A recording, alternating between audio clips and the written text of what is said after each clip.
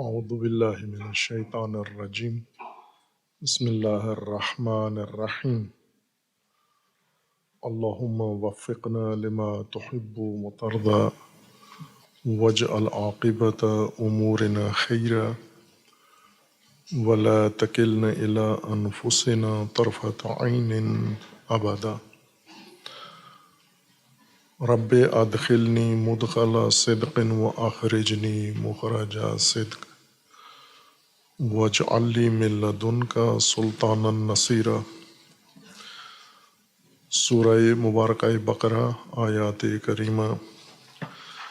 یا ایہا الناس اعبدوا ربکم الذی خلقکم والذین من قبلکم لعلکم تتقون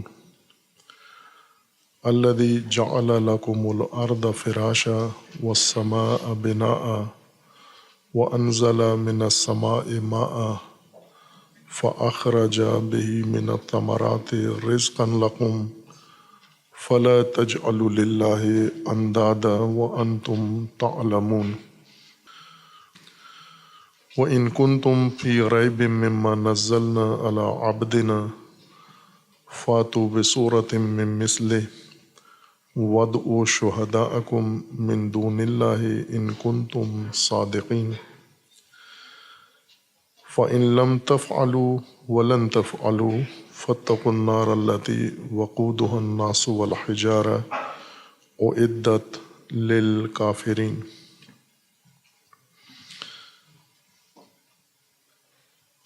اللہ تبارک و تعالیٰ کا حکم ہے تمام انسانوں کو، یا ایہا الناس اعبدوا ربکم، اپنے رب کی عبدیت کرو، عبادت کرو اور اطاعت کرو۔ وہ تمہارا رب ہے اور اس کی ربوبیت کے نظام اور اس کے ربوبیت کے قانون اور ربوبیت کے احکام و دستورات و فرامین کو بجا لو۔ تمہارا رب وہی ہے چونکہ تمہارا خالق وہی ہے،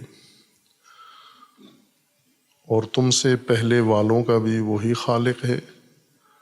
یہ عبدیت تمہیں محفوظ کر دے گی۔ تم اگر رب کی عبدیت اختیار کرو تو محفوظ ہو۔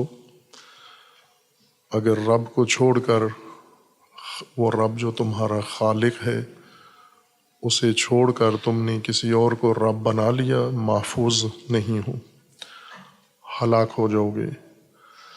الذی جعل لکم الارض فراشا والسماء بناء وانزل من السماء ماء۔ تمہارا رب وہ نہیں ہے جو تمہیں ورغلا کے، بہلا کے، پھسلا کے، تمہاری بے شعوری سے فائدہ اٹھا کر، تمہاری کم عقلی اور تمہارے ذہنی ضعف سے فائدہ اٹھا کر اس نے تمہیں اپنا عبد بنا لیا ہے۔ تمہارا رب وہ ہے جس نے تمہارے لیے زمین کو خلق کیا ہے، زمین کو تمہاری پرورش کے لیے آمادہ کیا ہے، جس نے سما کو تمہارے لیے عمارت بنایا ہے، پرورشگاہ بنایا ہے، اور جس نے سما سے تمہارے لیے پانی اتارا ہے اور اس پانی کی مدد سے زمین سے تمہارے لیے ثمرات و محصول اگائے ہیں اور انہیں تمہارے لیے رزق قرار دیا ہے، تمہاری بقا کا سامان قرار دیا ہے۔ فَلَا تَجْعَلُوا لِلَّهِ أَنْدَادًا، پس تم اس رب کے مقابلے میں، اللہ کے مقابلے میں جو تمہارا خالق بھی ہے، رب ہے، پرورش دینے والا ہے، اور اس نے تمہیں تمام پرورشی وسائل فراہم کیے ہیں، اس کی ند نہ بناؤ، اس کے لیے انداد مت قرار دو، اس کے مد مقابل رب نہ بناؤ، اس کے مد مقابل حاکم نہ بناؤ۔ وَأَنْتُمْ تَعْلَمُونَ، چونکہ تم جانتے ہو، جانتے ہوئے آگاہانہ طور پر یہ کام مت کرو۔ وَإِن كُنتُمْ فِي رَيْبٍ مِّمَّا نَزَّلْنَا عَلَىٰ عَبْدِنَا، اور اگر تمہارے اندر کوئی ریب ہے ہمارے اس چیز کے بارے میں جو ہم نے اپنے عبد پر نازل کیا ہے اس کے بارے میں اگر تمہارے اندر ریب پایا جاتا ہے فَأْتُوا بِسُورَةٍ مِّن مِّثْلِهِ، اس ما نزلنا کے طرح اس کی مثل، اس کی مانند ایک سورہ تم بھی لے آؤ، تم بھی بنا لو۔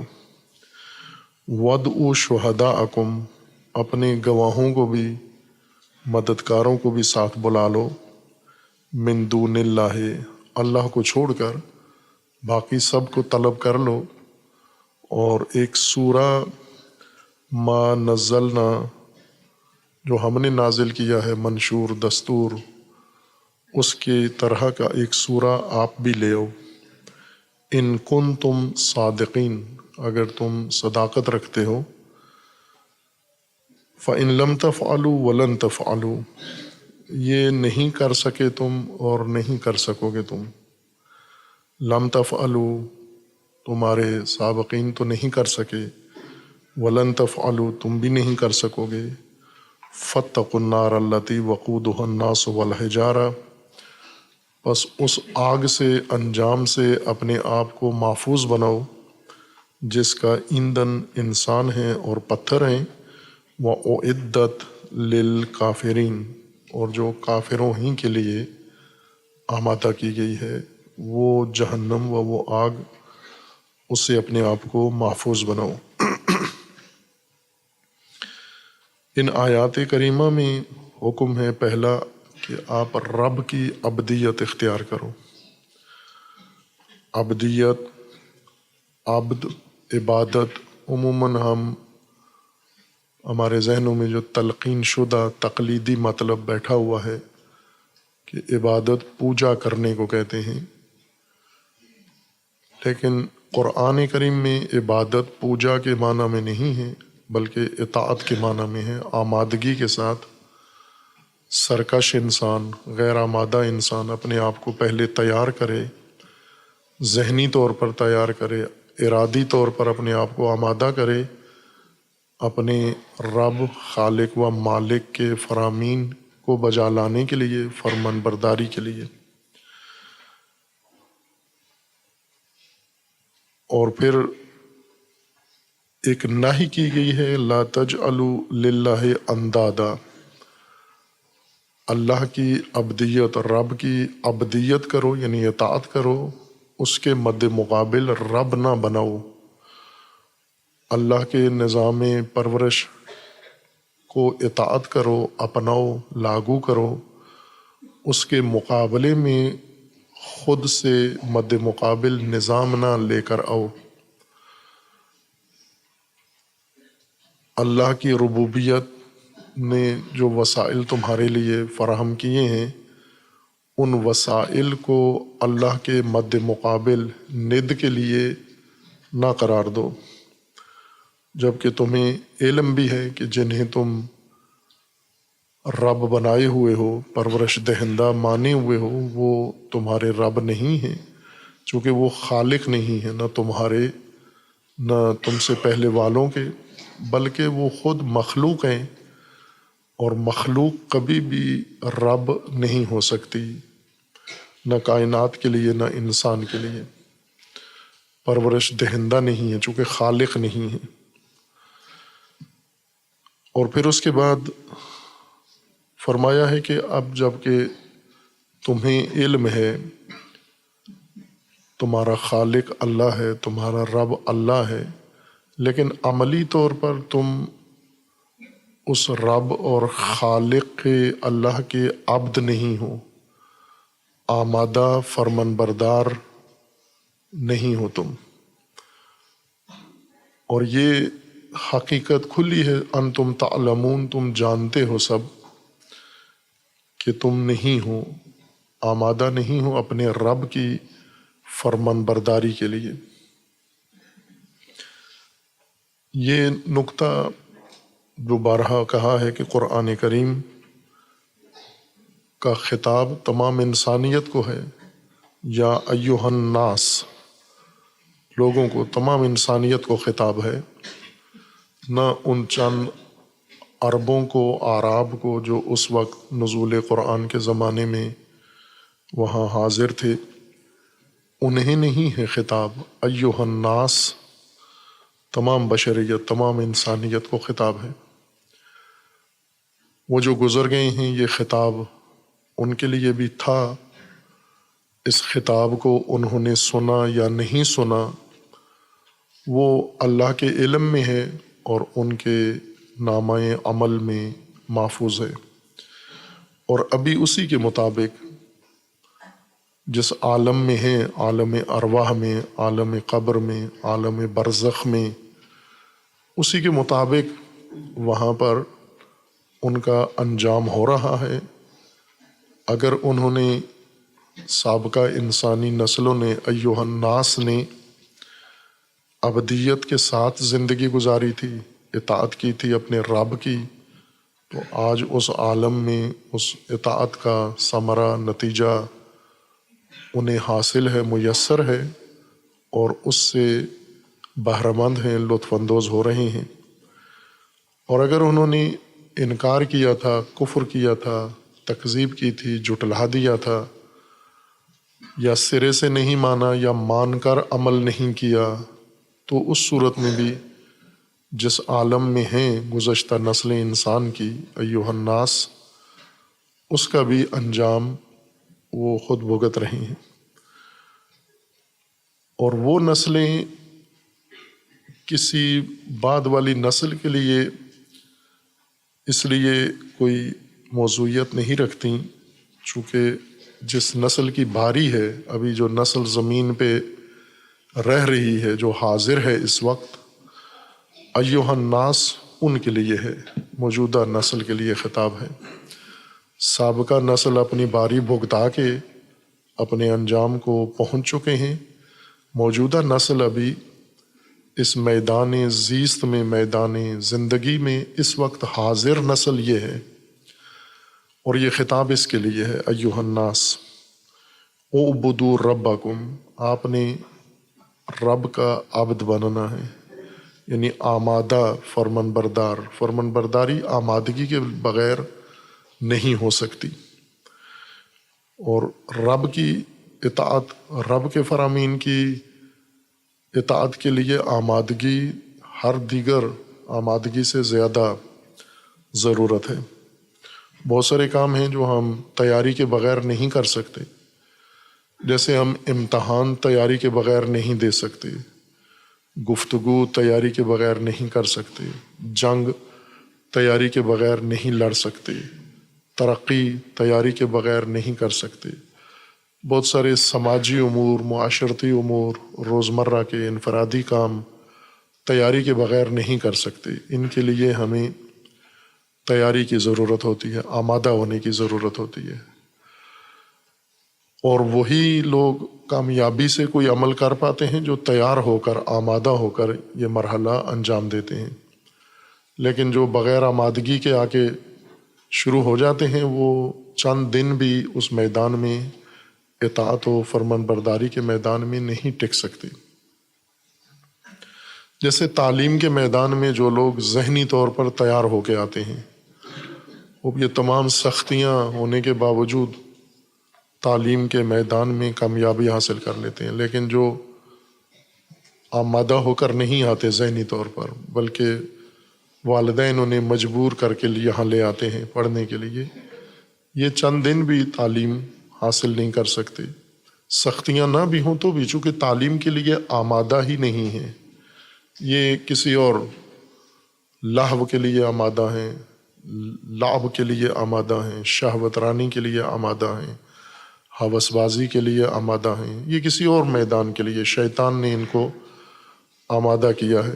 جیسے عام جوانوں کو افواج بھرتی کر کے لے جاتے ہیں، دیہاتیوں کو، شہریوں کو، مختلف بولیاں بولنے والوں کو، مختلف ذہنیت رکھنے والے جوانوں کو، جو بالکل فوج کے لیے آمادہ نہیں ہوتے، انہیں پہلے رکھ کر آمادہ کیا جاتا ہے، تیار کیا جاتا ہے، پھر متعلقہ شعبوں میں آمادگی کے بعد اطاعت کے لیے، عمل کے لیے بھیج دیا جاتا ہے۔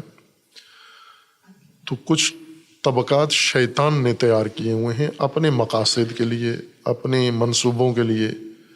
شیطان نے کافی نفری آمادہ کی ہوئی ہے اور وہ اس کے لیے آمادہ ہیں، اس کے لیے ان کے اندر کوئی رکاوٹ، مزاحمت نہیں ہے شیطانی منصوبوں کے لیے یا نفسانی منصوبوں کے لیے۔ شیطان صرف وہ ایک نامرئی چیز کا نام نہیں ہے، شیطان انسان کے اندر بھی ہے اور انسان کے باہر بھی ہے، اور شیطان ہمیشہ آپ کا قریب ترین فرد ہے جس کا آپ سے اٹھنا بیٹھنا ہے، تعلق ہے، وہ شیطنت آپ سے کر سکتا ہے۔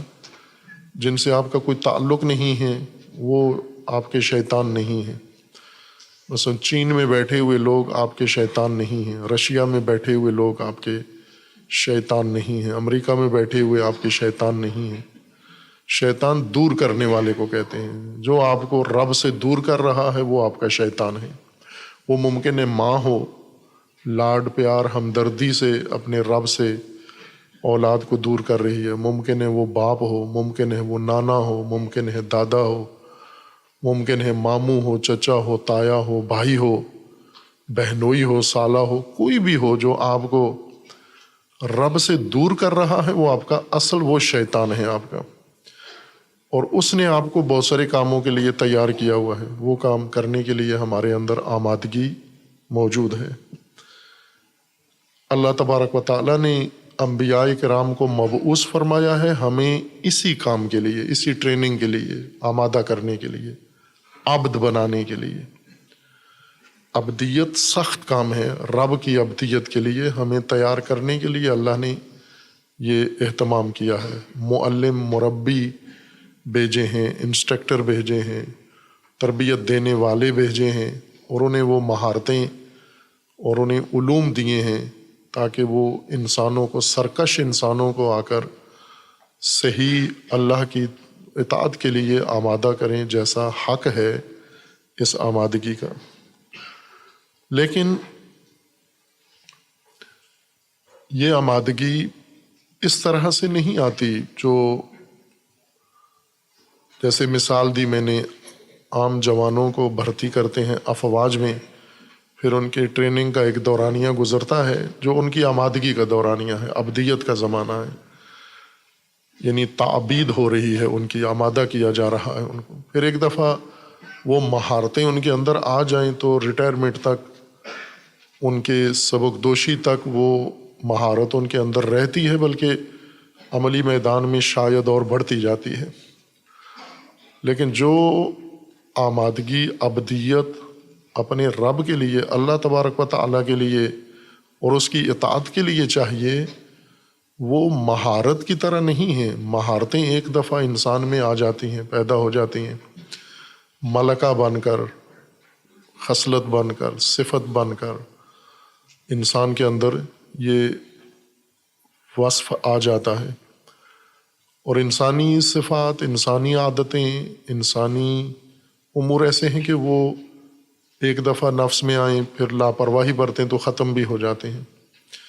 چند دن تک ایک چیز انسان اگر تکرار کرے، اس کے اندر یہ صلاحیت آ جاتی ہے، چند دن کے لیے چھوڑ دے، وہ صلاحیت اس سے ختم ہو جاتی ہے۔ زوال، معرض زوال میں ہے یہ انسانی اوصاف۔ عبدیت، آمادگی جو اللہ تبارک و تعالیٰ کی اطاعت کے لیے انسان کو درکار ہے، وہ روزانہ انسان کو اپنے اندر ایجاد کرنا ہوتی ہے۔ ایک دفعہ پیدا کر کے پھر اس سے آگے پورا دورانیہ اپنا گزار دے، وہ نہیں ہے۔ روزانہ کی بنیاد پر یہ عبدیت تکرار ہونی ہے انسان کے اندر، یعنی آمادگی۔ اس لیے اللہ تبارک و تعالیٰ نے جو عبدیت کا نظام بنایا ہے، عبادتیں، ان کی دو خصوصیات ہیں، ایک عبدیت ایجاد کرتی ہیں اور دوسرا عبدیت کا اظہار ان کے ذریعے سے ہوتا ہے، کہ انسان عبادتوں سے اظہار کرتا ہے میں عبد ہوں، اور دوسرا یہی عبادتیں انسان کو عبدیت کے لیے تیاری بھی کرتی ہیں روزانہ۔ چونکہ فرق آ جاتا ہے عبدیت میں، اگر انسان روزانہ اسی شیڈول کے مطابق نہ رکھے، اس نظام کو جاری نہ رکھے، عبدیت میں آمادگی میں فرق آ جاتا ہے۔ دیگر عوامل بھی مؤثر ہیں انسان کے اس نظام کے اندر، اور عملی طور پر انسان کی عملی حالت کو دیکھنا ہے کہ یہ اب آمادگی آ گئی ہے ان کے اندر، آمادہ لوگ ہیں، معبد ہیں یا نہیں ہیں، یہ ان کی عملی زندگی بتائے گی۔ زبانی دعوے قرآن نہیں سنتا، پہلے انہی آیات میں قرآن نے بیان کر دیا ہے وَمِنَ النَّاسِ، یہی ناس جن کو ابھی خطاب ہے، یا ایھا الناس اعبدوا، انہی ناس میں سے کچھ چالاک، مکار، دھوکے باز، فریب دینے والے بھی ہوتے ہیں، لہٰذا وہ اپنا سماج میں یہ تعارف کرواتے ہیں کہ ہم عبد ہیں۔ وَمِنَ النَّاسِ مَن يَقُولُ آمَنَّا بِاللَّهِ وَبِالْيَوْمِ الْآخِرِ، لوگوں کو اپنا تعارف مومن کے طور پر کرواتے ہیں کہ ہم مومنین ہیں۔ قرآن کا فرمانا ہے وَمَا هُمْ بِمُؤْمِنِينَ، یہ مومن نہیں ہیں، بلکہ یہ کون ہیں؟ یہ دھوکے باز ہیں۔ یخادعون اللہ والذین آمنوا، یہ دھوکہ دینے والے ہیں، ہرگز نہ مومن ہیں، نہ عبد ہیں، اور نہ ہی آمادہ ہیں اطاعت اللہ کے لیے، جھوٹ سے اپنے آپ کو مومن کہلواتے ہیں اور تعارف اپنا کرواتے ہیں، اور اپنے آپ کو عبد ظاہر کرتے ہیں، عبد نہیں ہیں یہ۔ اس کے لیے ان کی عملی زندگی مشاہدہ ہوگی۔ عملی زندگی میں یہی نسل حاضر، ایھا الناس اس وقت آپ ہیں اور ہم ہیں، یہ موجودہ انسان زمین پر ہیں، یہ ایھا الناس کا مخاطب اور مصداق آج یہ ہیں، ان کو خطاب ہے۔ ان کی عملی زندگی اگر گواہی دیتی ہے کہ یہ عبد ہیں، یہ مومنین کا حصہ ہیں، اور ان کے لیے قرآن نے الگ سے باب منعقد کیا ہے، اور پہلے ان کے بارے میں قرآن اپنی رائے دے چکا ہے کہ اولئک ھم المفلحون، یہ فلاح یافتہ ہیں۔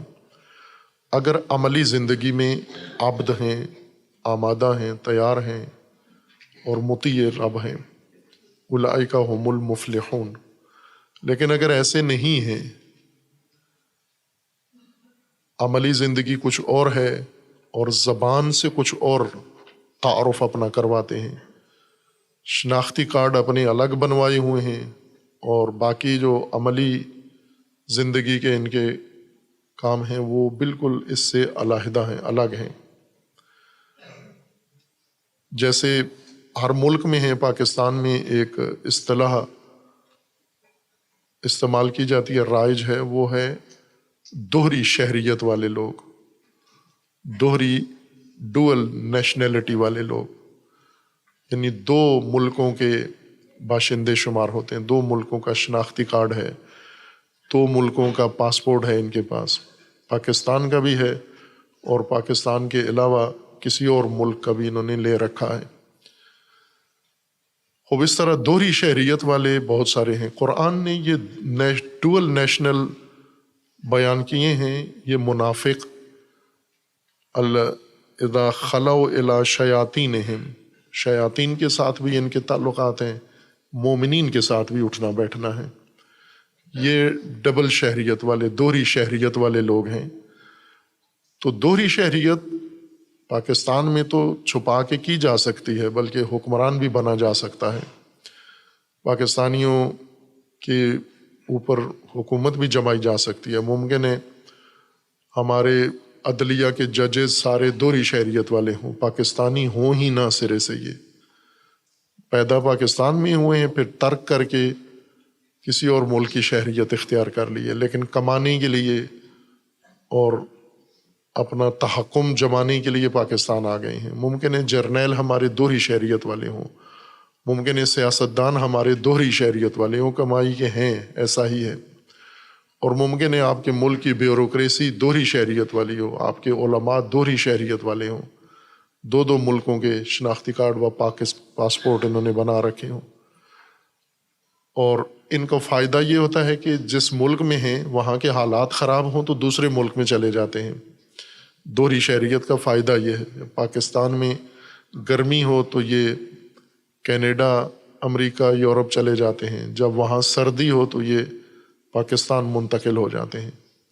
منافق اسی طرح کے دوہری شہریت والے ہیں، اپنے آپ کو اللہ کا مومن بھی کہتے ہیں اللہ پر، اور شیاطین کے ساتھ بھی ان کے تعلقات ہیں، جہاں حالات ٹھیک ہوں وہاں چلے جاتے ہیں۔ مومنوں کے اندر اگر فوائد مل رہے ہوں تو مومن بن جاتے ہیں، اگر شیطانوں کے ساتھ ان کو کوئی مفاد نظر آتا ہو تو شیطانوں کے ساتھ جا کر مل جاتے ہیں۔ یہ عملی زندگی گواہی دے گی ان کی کہ موجودہ حالت ان کی کیا ہے۔ ہماری کیا موجودہ حالت ہے؟ آج محتمل راتوں میں سے ہے لیلۃ القدر کے محتمل راتیں، یعنی جن کے اندر احتمال ہے کہ عشرہ ماہ مبارک رمضان کی آخری طاق راتیں، ان کے اندر احتمال ہے یقیناً لیلۃ القدر انہی آخری عشرہ کے اندر ہے، طاق راتوں کے اندر ہے، جن میں سے آج پہلی رات ہے روایات کے مطابق، اور پھر آخری طاق رات تک یہ احتمال ہے۔ بعض راتوں کو عادت بن گئی ہے، ان طاق راتوں کو لیلۃ القدر کے طور پر رسومات انجام دیتے ہیں، باقی طاق راتوں کو نظر انداز کر دیتے ہیں جو کہ وہ مفاتی میں نہیں ہیں۔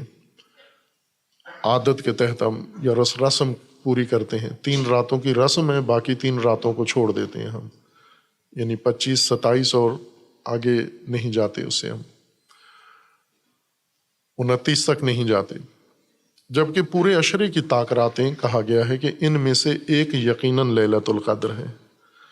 لیلۃ القدر یعنی اسی جائزے کی رات ہے کہ ہم دوہری شہریت والے ہیں، اپنی عبدیت کا جائزہ لینا ہے کہ عبد ہیں اپنے رب کے۔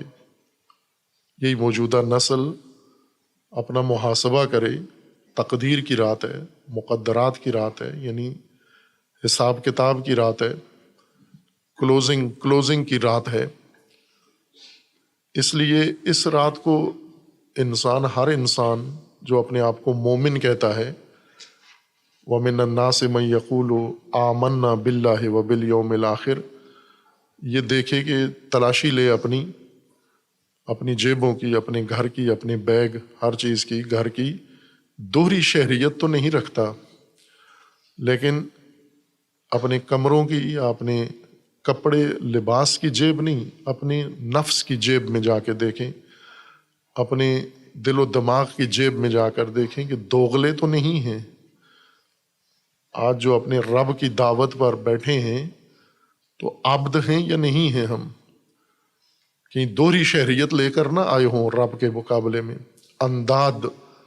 انداد اللہ کے انداد بنا کر اور انداد کو محفوظ رکھ کر اللہ کا مد مقابل بھی بنایا ہوا ہے اور اللہ سے بھی تعلق ہے، تو یہ دھوکہ ہے۔ یخادعون اللہ والذین آمنوا، دھوکے کے لیے اللہ کو تاثر دیتے ہیں کہ ہم آپ کے عبد ہیں، اور انداد بھی بنائے ہوئے ہیں۔ اگر اللہ کے عبد ہو تو ند کیوں بنایا ہوا ہے آپ نے اللہ کا؟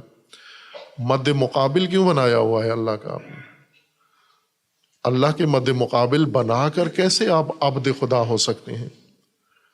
اس کو تو قرآن تائید نہیں کرتا۔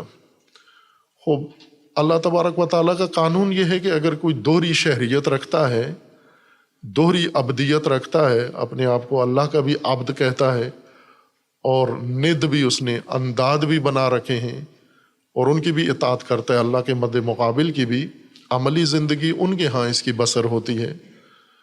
عملی زندگی میں اس کی معاش اللہ کے نظام ربوبیت سے نہیں، انداد نے جو نظام بنایا ہے اس سے ہوتی ہے۔ اللہ نے اس کے لیے بہترین، پاکیزہ، طیبات والا معاشی نظام بنایا ہے، لیکن یہ سودی معاشی نظام کا بندہ ہے۔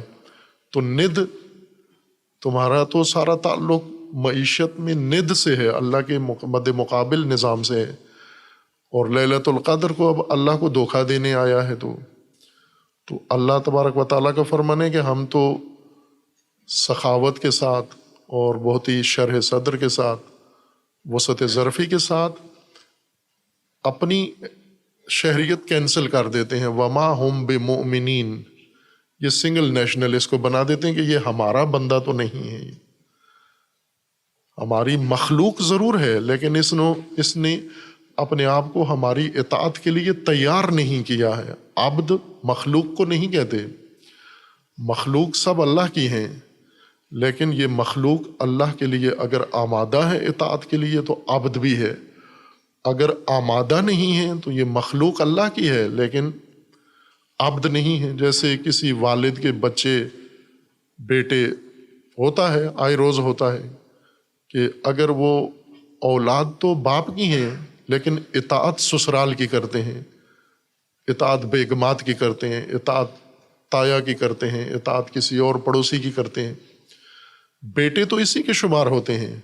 یہ تو نہیں ہو سکتا کہ ان کی ولدیت ہی تبدیل ہو جائے، ولدیت تبدیل نہیں ہوتی لیکن عاق ضرور ہو جاتے ہیں، نافرمان گنے جاتے ہیں کہ اپنے باپ کے اطاعت گزار نہیں ہیں۔ یہ جن کے اطاعت گزار ہیں ان کے شمار ہوں گے، اور ان کی اطاعت اس کو فائدہ نہیں دیتی۔ صرف والدین کے ساتھ احسان انسان کو، یہ احسان تایا کے ساتھ کرے، چچا کے ساتھ کرے، ماموں کے ساتھ کرے، سسرال کے ساتھ احسان کرے، والد کے علاوہ والدین کو چھوڑ کر، یہ اس کے کسی کام یہ احسان نہیں آنا۔ محسن بنے والدین کے ساتھ، وبالوالدین احسانا، والدین کے ساتھ احسان کے ساتھ زندگی گزارنی ہے آپ نے۔ اللہ تبارک و تعالیٰ نے انسان کی وہ جو ڈوئل نیشنلٹی تھی کہ اپنی عبدیت کی لسٹ سے نکال دیا کہ تو میرا عبد نہیں ہے، چونکہ تو نے ند بنا لیا، انداد میں زندگی گزار رہا ہے۔ تجھے ہم نے نبی بھیجے تجھے عبد بنانے کے لیے، انہوں نے تیرے لیے نصاب مقرر کیا، تیرے لیے تربیتی نصاب، تعلیمی نصاب، پرورشی نصاب، معیشت تمہاری، ہر چیز، سیاست تمہاری بنا کے دی۔ ہم نے اپنے عباد کے لیے، اپنے فرمان برداروں کے لیے پورا نظام مکمل بنایا، اس میں کسی قسم کی کمی نہیں چھوڑی۔ الیوم اکملت لکم دینکم، منشور آئین تمہارا مکمل کر کے تمہیں دیا ہم نے، لیکن تم نے اس میں سے کسی چیز کو سوائے زبانی یہ کہنے کے کہ ہم مومن ہیں، اس زبانی دعوے کے علاوہ تم نے کچھ بھی اختیار نہیں کیا، چھوڑ دیا تم نے۔ اب جب تم نے سارا کچھ چھوڑ دیا، اپنے آپ کو عبدیت الہی سے نکال دیا، تو اب دھوکے کے لیے اللہ کو نہ کہو یخادعون اللہ والذین آمنوا، مومنوں کو کہو کہ میں عبد خدا ہوں۔ اگر عبد خدا ہو تو ند کے پاس کیا کر رہے ہو؟ ند کے حوالے اپنے آپ کو کیوں کر دیا ہے؟ ند یعنی اللہ کا مد مقابل جو انسان نے بنایا ہے۔ لا تجعلوا، تم نہ کرو یہ کام، یہ جعل نہ کرو، ند قرار نہ دو۔ ند عملاً تو نہیں ہے اللہ تبارک و تعالیٰ کی، لیس کمثلہ شیء، کوئی شے اللہ کی نہ ند ہے، نہ ضد ہے، اور نہ ہی شریک ہے۔ لیکن انسان کسی کو اس کرسی پہ بٹھا دیتا ہے، انسان کر سکتا ہے، ممکن ہے اپنا رب اپنے والد کو بنا لے، ممکن ہے اپنا رب اپنی حکومت کو بنا لے، اپنے مالک، کمپنی کے مالک کو اپنا رب سمجھنے لگے اور اس کا عبد بن جائیے۔ انسان یہ کر سکتا ہے یہ جرم کہ کسی کو اللہ کے مد مقابل لا کے کھڑا کر کے پھر اس کی عبدیت شروع کر دے اور عبادت شروع کر دے۔ اور عملی زندگی میں اللہ تبارک و تعالیٰ نے جو چیز ہماری زندگی کو دیکھنا ہے وہ ہی ہے کہ ہماری زندگی کیسی ہے، آیا ایمان ہے یا ریب ہے۔ ان کنتم فی ریب مما نزلنا علی عبدنا، ہم نے جو اپنے عبد پر نازل کیا ہے اس کے بارے میں تمہارے اندر ریب ہے، اگر تمہارے اندر ریب ہے تو پھر اس ریب کے ثبوت کے لیے جو تمہارے اندر پیدا ہوا ہے کوئی کر کے دکھاؤ، فاتو بصورت، کوئی صورت لا کے دکھاؤ تاکہ ہمیں اندازہ ہو کہ آپ کا ریب بجا ہے، آپ کے پاس دلیل ہے، آپ کے پاس ثبوت ہے، اس وجہ سے آپ ہمارے نظام میں ریب کے معتقد ہو یا ریب کے اندر مبتلا ہو۔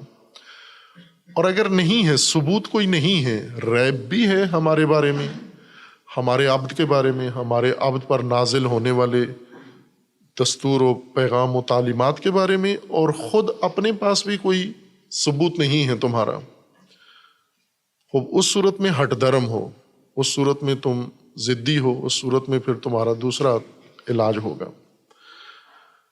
خوب یہاں ان آیات کریمہ میں ان کنتم فی ریب مما نزلنا علی عبدنا، ریب والی زندگی، مریب زندگی اور ایمانی زندگی۔ ایمان ہم جو علوم میں پڑھا ہے، علوم کی تعلیم کے مطابق ایمان ایک ذہنی تصور کا نام ہے، ایک عقیدہ ہے، ایمان عقیدہ ہے، لیکن قرآن کے نزدیک ایمان عقیدہ نہیں ہے، ایمان طرز زندگی ہے، ایمان انسان کی عملی پریکٹس کا نام ہے، جو کچھ عملی زندگی میں انجام دے رہا ہے۔ فرق بہت پڑ جاتا ہے اس سے کہ ایمان اگر ذہنیت کا نام ہو، وہ مومنین کی تعداد دنیا میں سب سے زیادہ ہو جائے گی، لیکن اگر ایمان عملی زندگی کا نام ہو، ایک خاص طرز زندگی کا نام ہو، پھر مومنین کی تعداد گھٹ جاتی ہے اور غیر مومن بڑھ جاتے ہیں، اکثریت ان کی ہو جاتی ہے، اور جمہوری نظام میں اکثریت جدھر جائے نظام ان کا ہوتا ہے۔ مومن قرآن کی اصطلاح کے مطابق، نہ علوم کی اصطلاح کے مطابق، قرآن کی اصطلاح کے مطابق مومن امن سے ہے۔ امن اعتماد کو کہتے ہیں، بھروسے کو کہتے ہیں۔ امن کا مطلب یہ ہے کہ انسان اپنے آپ کو محفوظ رکھنے کے لیے، اپنی امنیت کے لیے کسی چیز کو ذریعہ امن، ذریعہ حفاظت اختیار کرتا ہے۔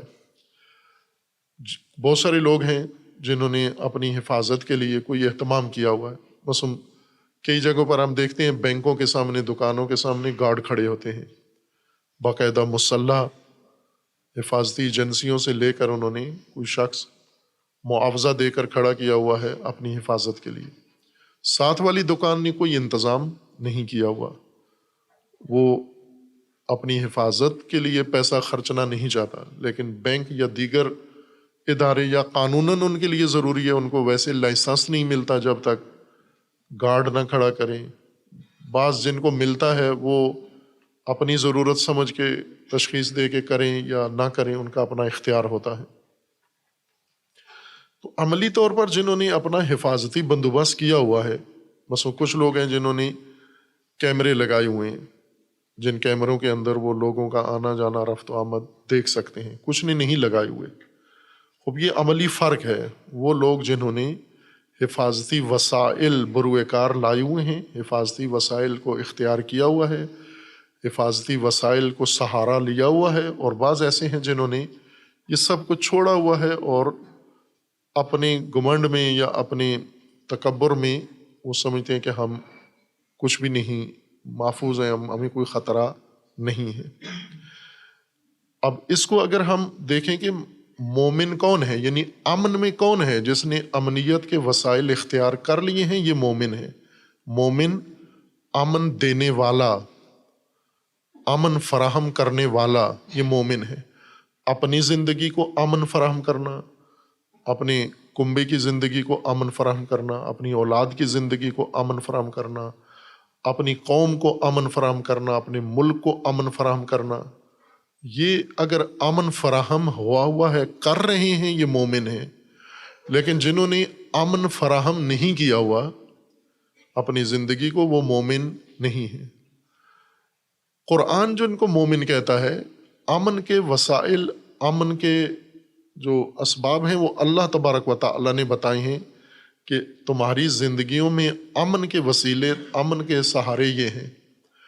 تو اللہ نے جو امنیت کا پورا نظام بنا کے دیا ہے، اگر انسان نے اس کو لے لیا ہے، قبول کر لیا ہے، تو اس قبول کرنے کا مطلب یہ ہے کہ اب اس نے اپنی عملی زندگی کی امنیت کے لیے یہ سارے وسائل اختیار کر لیے ہیں۔ اس میں سے کیا ہے؟ اللہ پر ایمان۔ اللہ پر ایمان سے مراد یعنی اللہ کو اپنا خالق، حاکم اور رب مان لیا، اختیار کر لیا۔ اس نے اللہ کی ربوبیت اور پرورش کے نظام کو پورا طور پر حاصل کر لیا ہے۔ تو یہ مومن ہے، یہ شخص امن فراہم کر رہا ہے، امن کے وسیلوں کے ذریعے سے، امن کے اسباب کے ذریعے سے، امن کے ان طریقوں اور راستوں کے ذریعے سے جو اللہ تبارک و تعالیٰ نے اس کے لیے مقرر کیے ہیں۔ ایمان رسول کے اوپر، ایمان کتب کے اوپر، جو کچھ اللہ نے نازل کیا ہے یہ ایمان کی چیز ہے، اس پر ایمان رکھنا ہے، یعنی اس کو امن کا وسیلہ اللہ نے بنایا ہے اور تم نے اسی کو اپنی امنیت کے لیے اسی ما انزل اللہ کو اختیار کرنا ہے۔ یہ مومن ہے، یعنی امن فراہم کیا ہوا انسان ہے۔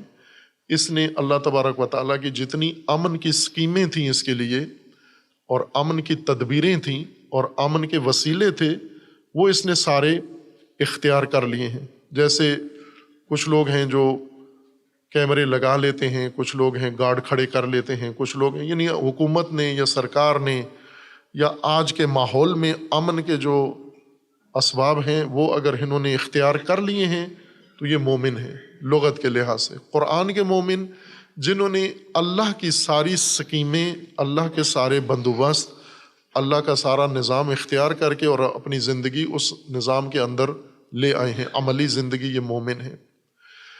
لیکن بعضوں نے یہ کام نہیں کیا ہوا، بعضوں نے مثلاً کیمرے نہیں لگائے ہوئے۔ کیوں نہیں لگائے ہوئے؟ بعضوں نے گارڈ کھڑے نہیں کیے ہوئے۔ کیوں نہیں کھڑے کیے ہوئے؟ اس لیے کہ وہ مطمئن نہیں ہے۔ امن کا ایک مطلب امان کا اطمینان ہے، یعنی کسی شے پر بھروسہ کرنا، اطمینان کرنا۔ یہ مطمئن نہیں ہے۔ مطمئن نہ ہونے کو عربی میں ریب کہتے ہیں، قرآن نے بھی اس کو ریب کہا ہے۔ بعض علماء نے، لغویین نے بھی، اور علماء نے، مفسرین نے، مترجمین نے شک، اس کا جہاں بھی قرآن میں آیا ہے یہ لفظ ریب کا، اس کو شک کا معنی کیا کہ یہ شک ہے۔ تو شک تو خود عربی لفظ ہے اور قرآن میں کثرت سے استعمال ہوا ہے۔ شک تو ہندی زبان کا لفظ نہیں ہے، انگلش کا لفظ نہیں ہے، یونانی نہیں ہے۔ شک خود عربی لفظ ہے۔ اگر شک مقصود ہوتا، ریب کہہ کر شک بتانا مقصود ہوتا تو خود شک ہی کہہ دیں آپ، کیونکہ شک بھی عربی لفظ ہے۔ یہ جیسا پہلے سابقہ بعض ابحاث میں اس کی طرف اشارہ کیا تھا کہ یہ الفاظ عربی ہیں سارے، اگر ہم اس لفظ کو بھی پلٹائیں دوسرے لفظ کی طرف تو اس کی تو ضرورت نہیں تھی، وہ لفظ خود عربی لفظ موجود تھا، اس کو استعمال کر کے یہ معنی پہنچایا جا سکتا تھا، لیکن وہ لفظ استعمال نہیں ہوا۔ شک جہاں کہنا تھا وہاں لفظ شک ہی استعمال ہوا ہے قرآن میں، لیکن جہاں شک کے علاوہ کسی کیفیت کو بتانا مقصود تھا تو وہاں ریب کہا گیا ہے، شک نہیں ہے اس کا معنی۔ ریب اسی عدم اطمینان کو کہتے ہیں کہ اگر انسان مریب زندگی گزار رہا ہے، غیر مطمئن زندگی گزار رہا ہے، امن کے ساتھ اطمینان والی زندگی، اللہ تبارک و تعالیٰ نے جو کچھ اس کے لیے مقرر کیا تھا اس نے سارا لے کے اس پہ بھروسہ کر لیا ہے اور زندگی کا نظام اس کے اوپر قائم کر دیا ہے، یہ مومن انسان ہے۔ لیکن کچھ نے نہیں کیا، ابھی یہ تدبیریں اختیار نہیں کی۔ کیوں نہیں کی؟ سوال ہے کیوں نہیں کیا؟ رب کا نظام کیوں نہیں لیا؟ ربوبیت کا نظام کیوں نہیں اختیار کیا؟ انداد کیوں بنا رہے ہو؟ ند اللہ کے مد مقابل کیوں بنا لیے ہیں؟ اس لیے کہ مطمئن نہیں ہے اللہ کے نظام سے۔ اس اطمینان نہ ہونے کی وجہ سے انہوں نے عملاً ترک کر دیا ہے اللہ کا نظام۔ مثلاً اس کی ایک مثال ہے کہ آپ جو تعلیم حاصل کرتے اور بچوں کو تعلیم دیتے ہو، کون سے نظام تعلیم میں آپ نے جانا ہے جس سے آپ مطمئن ہیں؟ اب یہاں پر اگر آپ کو اللہ کا نظام تعلیم دیا جائے تو آپ اس میں نہ خود جاتے ہیں نہ بچوں کو لے کے جاتے ہیں، چونکہ مطمئن نہیں ہیں آپ، اطمینان نہیں ہے آپ کو۔ یہ اطمینان نہ ہونا ریب ہے۔ ریب شک کو نہیں کہتے، شک ذہنی حالت کا نام ہے، علم کے مقابلے میں ہے۔ علم ایک اصطلاح ہے، یا یقین، علم و یقین اگرچہ ایک نہیں ہے، ان کے وجہ تسمیہ الگ الگ ہے، مصداق ایک ہی ہے۔ اگر علم ہو حقیقتاً تو وہ یقین بھی ہے، یا علم کی ایک کیفیت کا نام یقین ہے. اور اگر علم نہ ہو اور یقین نہ ہو، اس صورت میں دو کیفیتیں انسان کے اندر پیدا ہوتی ہیں، ایک شک ہے اور ایک ظن ہے. یعنی یہ ذہنی کیفیات ہیں، اور ہر چیز کے بارے میں ہمیں یا علم ہوتا ہے یا علم نہیں ہوتا کسی شے کا. اگر علم نہ ہو تو پھر یا ظن ہوتا ہے یا شک ہوتا ہے. فرق ان میں یہ ہے کہ اگر علم ہو، علم کا مطلب یہ ہوتا ہے کہ ہمیں 100% اس چیز کے بارے میں حقیقت معلوم ہے، اور ایسا کوئی پہلو نہیں ہے جس سے ہمیں لا علمی حاصل ہو. ہر چیز اس کی ہمارے سامنے کھل کے سامنے آ گئی ہے. جیسے ابھی رات ہے، اب یہاں علم ہے آپ کو، یعنی رات ہونے میں کوئی تردید نہیں ہے، کوئی شبہ نہیں ہے، کوئی احتمال نہیں ہے کہ رات نہ ہو. لیکن بعض اوقات انسان اس میں احتمال لے آتا ہے، شک کرنے لگتا ہے کہ جیسے ماہ مبارک رمضان کا چاند ہے، چاند یقینی ہے. اب انسان ظاہر ہے یقین اور علم اسی صورت میں ہوتا ہے جب یقین و علم کے طرق سے اور یقین و علم کے اسباب سے انسان رجوع کرے ان کی طرف جہاں سے علم حاصل ہوتا ہے. مثلا انسان دیکھے کسی چیز کو، دیکھنے سے علم حاصل ہوتا ہے. اگر نہیں دیکھتا، ایک آدمی دیکھتا ہی نہیں ہے، اور جنہوں نے دیکھا ہے ان پر بھی اعتماد نہیں کرتا، ان کی طرف بھی رجوع نہیں کرتا، اور جو دکھانے کی مہارت رکھتے ہیں ان کی طرف بھی رجوع نہیں کرتا، بلکہ اس کے اندر مرض ہے. جیسے قرآن نے فرمایا فی قلوبہم مرض، ان کے دلوں کے اندر مرض ہے، بیماری ہے. فزادہم اللہ مرضا، اللہ نے ان کی مرض کو اور بڑھا دیا ہے. اللہ بیماریاں بڑھاتا بھی ہے، صرف یوں نہیں کہ بیماریوں کی شفا دیتا ہے، بلکہ یہ ہر فرد پر موقوف ہے کہ وہ کس حالت میں ہے. اس کیفیت میں ہے کہ اللہ مرض بڑھائے اس کی، یا اس کیفیت میں ہے کہ اللہ اس کی مرض کو ختم کر دے.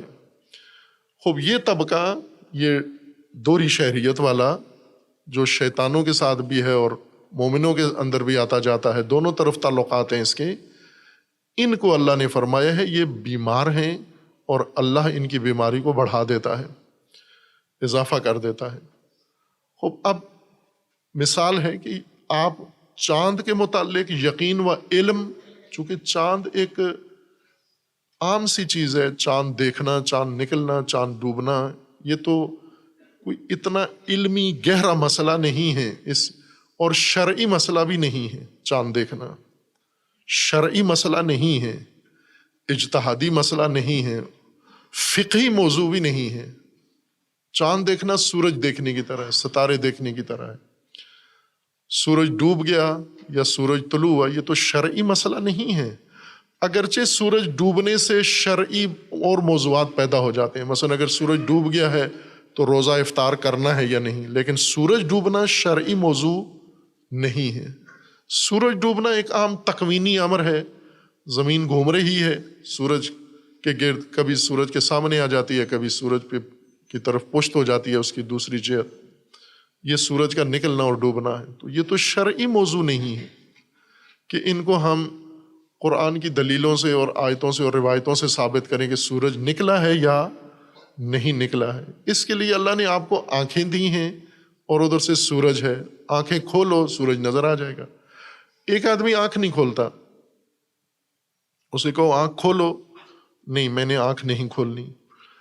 جن کی آنکھیں کھلی ہوئی ہیں انہیں پوچھو، ان سے بھی میں نے نہیں پوچھنا. پھر کس سے پوچھنا ہے؟ میں نے اپنے کسی بزرگ سے پوچھنا ہے.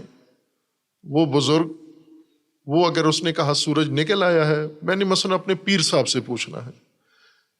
پیر صاحب ممکن ہے اس وقت سوئے ہوئے ہوں، پیر صاحب ممکن ہے مثلا اگر پاکستانی کلندر ہے تو وہ ممکن ہے نشے میں ہو اس وقت، دو تو اسے فون کر کے پوچھے، اسے سمجھ ہی نہ آئے کہ یہ پوچھ کیا رہا ہے، کون سا چاند ہے، کون سا سورج نکل آیا ہے. خب یہ تو ایک عام آدمی کے بس سورج نکلنا، سورج ڈوبنا، چاند نکلنا، چاند ڈوبنا، رات ہونا، دن ہونا، یہ عرفی مسائل ہیں. یہ عام انسانی مسائل ہیں، شرعی تشریعی مسائل نہیں ہیں کہ دن چڑھا یا نہیں چڑھا، 12 بجے ہیں یا نہیں بجے، یہ تو شرعی مسئلہ نہیں ہے۔ شرعی موضوع یہ ہے کہ 12 بجے کے بعد اگر شریعت نے کوئی حکم دیا ہوا ہے وہ شرعی موضوع ہے، کہ 12 بجے کے بعد نماز پڑھنی ہے وہ شرعی مسئلہ ہے، لیکن 12 بجنا شرعی مسئلہ نہیں ہے۔ یہ تو آپ کو علم ہونا چاہیے، علم اس کے بارے میں حاصل کرو۔ علم کہاں سے حاصل ہوگا؟ آنکھوں سے دیکھو۔ خود آنکھیں خراب ہیں تو جن کی آنکھیں ٹھیک ہیں ان پر بھروسہ کرو، اعتماد کرو، یا وہ جو آپ کو بتا سکتے ہیں کہ یہ اس وقت اگرچہ بادل ہیں آپ کے آسمان پر لیکن چاند موجود ہے، وہ علوم جو بتاتے ہیں کہ سورج نکل آیا ہے۔ مثلاً جن دنوں بارشیں ہو رہی ہوتی ہیں صبح کے وقت، اس دن کیا کرتے ہیں یہ لوگ؟ صبح کئی دن آتے ہیں نا جب پوری گھٹا چھائی ہوتی ہے، صبح سورج کے طلوع کے وقت بادل ہوتے ہیں، اس دن کیا کہتے ہیں؟ سورج نکلتا ہے یا نہیں نکلتا؟ نظر آتا ہے؟ نہیں آتا۔ پھر کیوں سارے کام شروع کر دیتے ہو جی سورج نکل آیا ہے؟ بس افق پہ بادل چھائے ہوئے ہیں، سورج نہیں نظر آ رہا، تو نماز کا وقت ختم ہوا ہے یا نہیں ہوا؟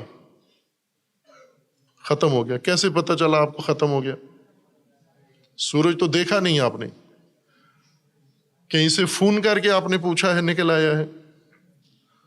نہیں پوچھا۔ کس نے بتایا ہے؟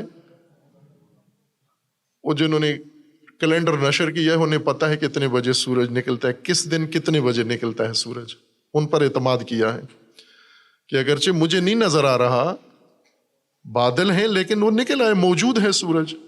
تو اگر وہ طبقہ جن کو پتہ ہے کہ بادلوں کے پیچھے سورج ہوتا ہے اور وہ بتا دیں کہ سورج نکل آیا ہے تو ہم اسے مان لیتے ہیں۔ ابھی جو روزہ صبح بند کرتے ہو تو اٹھ کے چھتوں پہ چڑھ کے دیکھتے ہو کہ افق پہ فجر طلوع ہوئی ہے یا نہیں ہوئی ہے؟ جو کیلنڈر آپ کو لکھ کے دیا گیا اس کے مطابق اذان دے کے اور روزہ بند کر لیتے ہو آپ۔ کون ہے؟ کوئی مجتہد چڑھتا ہے چھت کے اوپر؟ کوئی وکیل اس کا چڑھتا ہے چھت کے اوپر؟ اگر کوئی چڑھے تو وہ لوگ شک پاگل ہو گیا، یہ شک کریں گے اس کے اوپر کہ سورج کے لیے یہ کدھر چڑھتا ہے، جا کر پہاڑوں کے اوپر چڑھ کے دیکھے سورج نکلا ہے یا نہیں۔ وہ سورج ایک نظم ہے، چاند کا بھی ایک نظم ہے، اس کے مطابق طلوع غروب ہوتا ہے۔ یقین کا راستہ کھلا ہوا ہے، سورج دیکھنے کا بھی چاند دیکھنے کا بھی، اور یقینی ہو بھی جاتا ہے۔ ظاہر ہے جب مثلا اسی ماہ مبارک کا چاند یقینی ہے، جس تاریخ کو اعلان ہوا، اکثر اسلامی ممالک میں اعلان ہوا، یقینی چاند تھا وہ، لیکن جس کے دل میں ریب ہے، مرض ہے، فی قلوبہم مرض فزادہم اللہ مرضا، اب پہلے اس نے ریب کیا کہ پہلی رمضان ہوئی ہے یا نہیں ہوئی، اللہ نے مرض بڑھا دی، اس کو آج یہ شک ہے کہ لیلۃ القدر آج ہے یا نہیں، اور یہ مرض بڑھتی ہوئی عید تک جائے گی اس کے اندر۔ تو ایسے بیماروں کے کہنے پر انسان کیوں کرے جن کو سورج نظر نہیں آتا؟ اور اللہ نے ایسی بیماری بڑھا دی ہے کہ سورج ساری دنیا کو، اندھوں کو نظر آتا ہے، اس کو نظر نہیں آتا، تو اللہ نے مرض بڑھا دی ہے، اور ہم نے ادھر سے عہد کیا ہوا ہے کہ مریضوں کے پیچھے چلنا ہے۔ ہم نے اس جیسے پاکستانی قوم کے بہت سارے عہد ہیں کہ سیاستدان سب سے گندا ہوگا وہ ہمارا سب سے مقبول لیڈر ہوگا، جو مولوی سب سے اندھا ہوگا وہ ہمارا مذہبی پیشوا ہوگا، جو سب سے زیادہ برا ہوگا وہ ہمارا سب سے اچھا آدمی ہوگا۔ یہ کیا عہد کیا ہوا ہے آپ نے کہ جنہیں اللہ مریض کہتا ہے آپ ان کو پوچھتے ہو، انہی کے بارے میں شرعی مسائل پوچھتے ہو ان سے آپ؟ یقینی ہے جب جتنے راستے علم کے چاند دیکھنے کے ہیں وہ سارے حاصل ہو گئے تو یقین حاصل ہو گیا، یہاں شک کی کوئی گنجائش نہیں ہے۔ لیکن بعض اوقات شک ہوتا ہے، شک کا مطلب یہ ہے کہ یعنی انکشاف نہیں ہوا، واضح نہیں ہوا، احتمال ہے کہ یہ شے موجود ہو، احتمال ہے موجود نہ ہو۔ اگر دونوں احتمال مساوی ہوں اس کو شک کہتے ہیں، کسی کی شے کے ہونے کا اور نہ ہونے کا۔ آنکھیں بند کر کے نہ، آنکھیں کھول کے دیکھنے سے بھی پتہ نہیں چلا۔ مثلا آپ نے جا کے دیکھا کہ فلاں آدمی مثلا آیا ہے یہاں یا نہیں آیا، زید آیا ہے یا نہیں آیا، تو اگر آپ نے دیکھ لیا آ گیا ہے، موجود ہے، یہ علم ہے آپ کا۔ آپ نے ممکنہ جگہوں پہ دیکھا، سب جگہ آپ کو نظر نہیں آیا، لیکن آپ احتمال دیتے ہیں کہ شاید آ گیا ہو، مجھے دکھائی نہیں دیا۔ اگر دیکھ لیا ہے آپ نے، یہ علم ہے آپ کا، اب شک برطرف ہو گیا، احتمال نہیں ہے۔ اگر آ گیا اور آپ نے نہیں دیکھا لیکن احتمال ہے کہ آ گیا ہو، مجھے نظر نہیں آیا، اور ممکن ہے نہ بھی آیا ہو، اس کو شک کہتے ہیں۔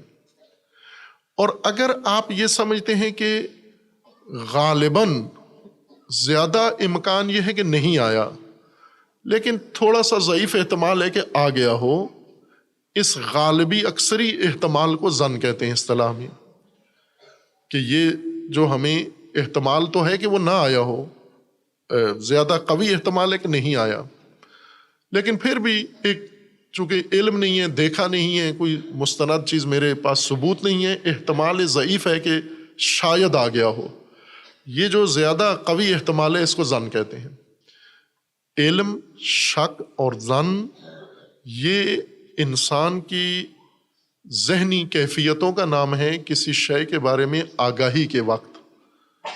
شے کی آگاہی کے بارے میں یہ تین حالتیں آپ کی ہو سکتی ہیں، یا آپ کو علم ہوگا، یا آپ کو شک ہوگا، یا آپ کو ظن ہوگا۔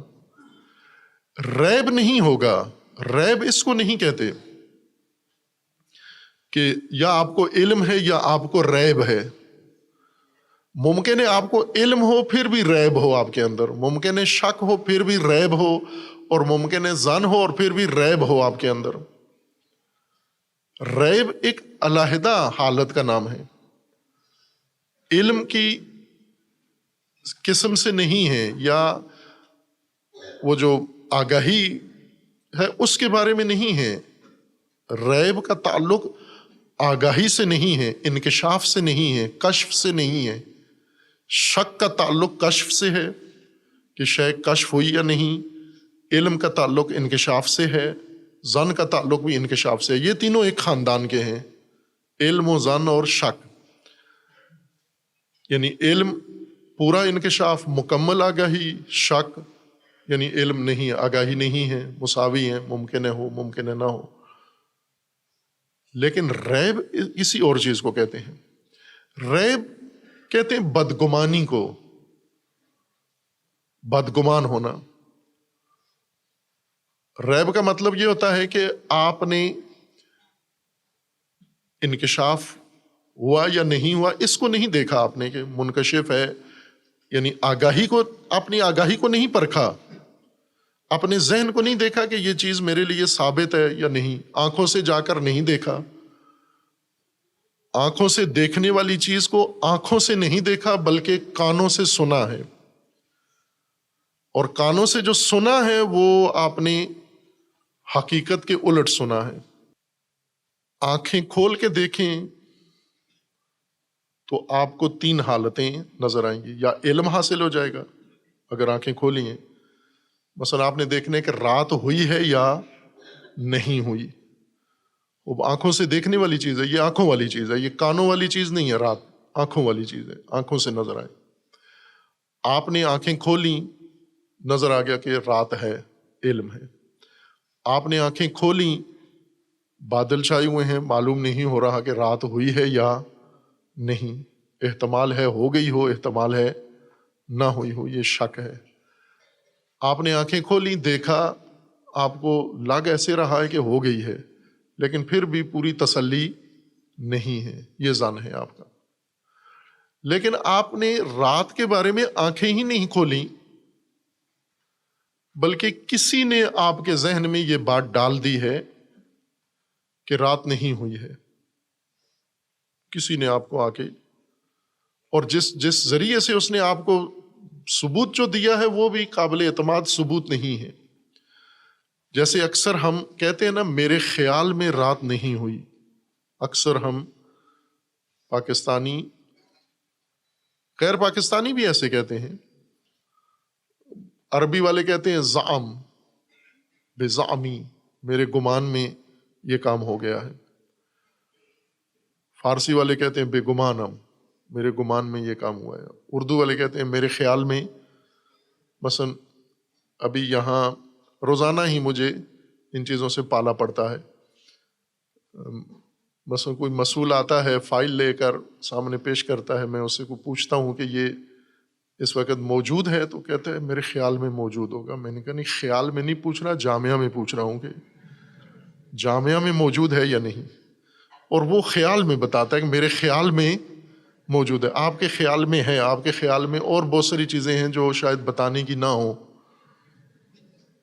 تو کہ خیال میں تو ہر چیز ہوتی ہے. میں یہ پوچھا ہے کہ جامعہ میں ہے یا نہیں ہے, یا کوئی سامان ہے, کوئی کام ہے تعمیراتی ہو رہا ہے, میں ان سے پوچھتا ہوں کہ یہ کام شروع ہوا ہے, وہ کہتے ہیں میرے خیال میں شروع ہو گیا ہے. تو پھر وہی بات ہے کہ خیال میں نہیں, وہاں جگہ پر سائٹ پر جہاں کام ہو رہا ہے وہاں پوچھ رہا ہوں کہ شروع ہوا یا نہیں ہوا. اب یہ علم نہیں ہے, یہ میرے خیال میں, یہ علم نہیں ہے, یہ ایک گمان ہے جو ظن بھی نہیں کہلاتا. یہ ایک انسان کی نفسیاتی کیفیت کا نام ہے. انکشاف, علم, شک, ظن, یہ انکشاف کی 3 کیٹیگری ہیں. اگر پورا انکشاف ہو گیا ہے, آگاہی پوری ہے, علم ہے, آگاہی ادھوری ہے, یا ظن ہے یا شک ہے, یہ آگاہی کے بارے میں ہے. وہ نفسیاتی کیفیات نہیں ہیں, یہ انسان کے ذہن کے اندر بیرونی حقیقت کو دیکھنے کے نتیجے میں جو انعکاس ہوا ہے وہ حالتیں پیدا ہوئی ہیں. لیکن کچھ چیزیں نفسیات اندر سے نفس گھڑ کے انسان کے اندر بیتا ہے. مثلا علم باہر والی چیز آپ کو دیتی ہے علم.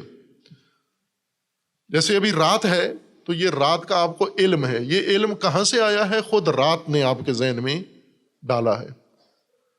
شک کہاں سے آیا ہے؟ اسی بیرونی حالت نے, چونکہ بیرونی حالت کوئی واضح نہیں تھی, اس نے شک ڈال دیا ہے.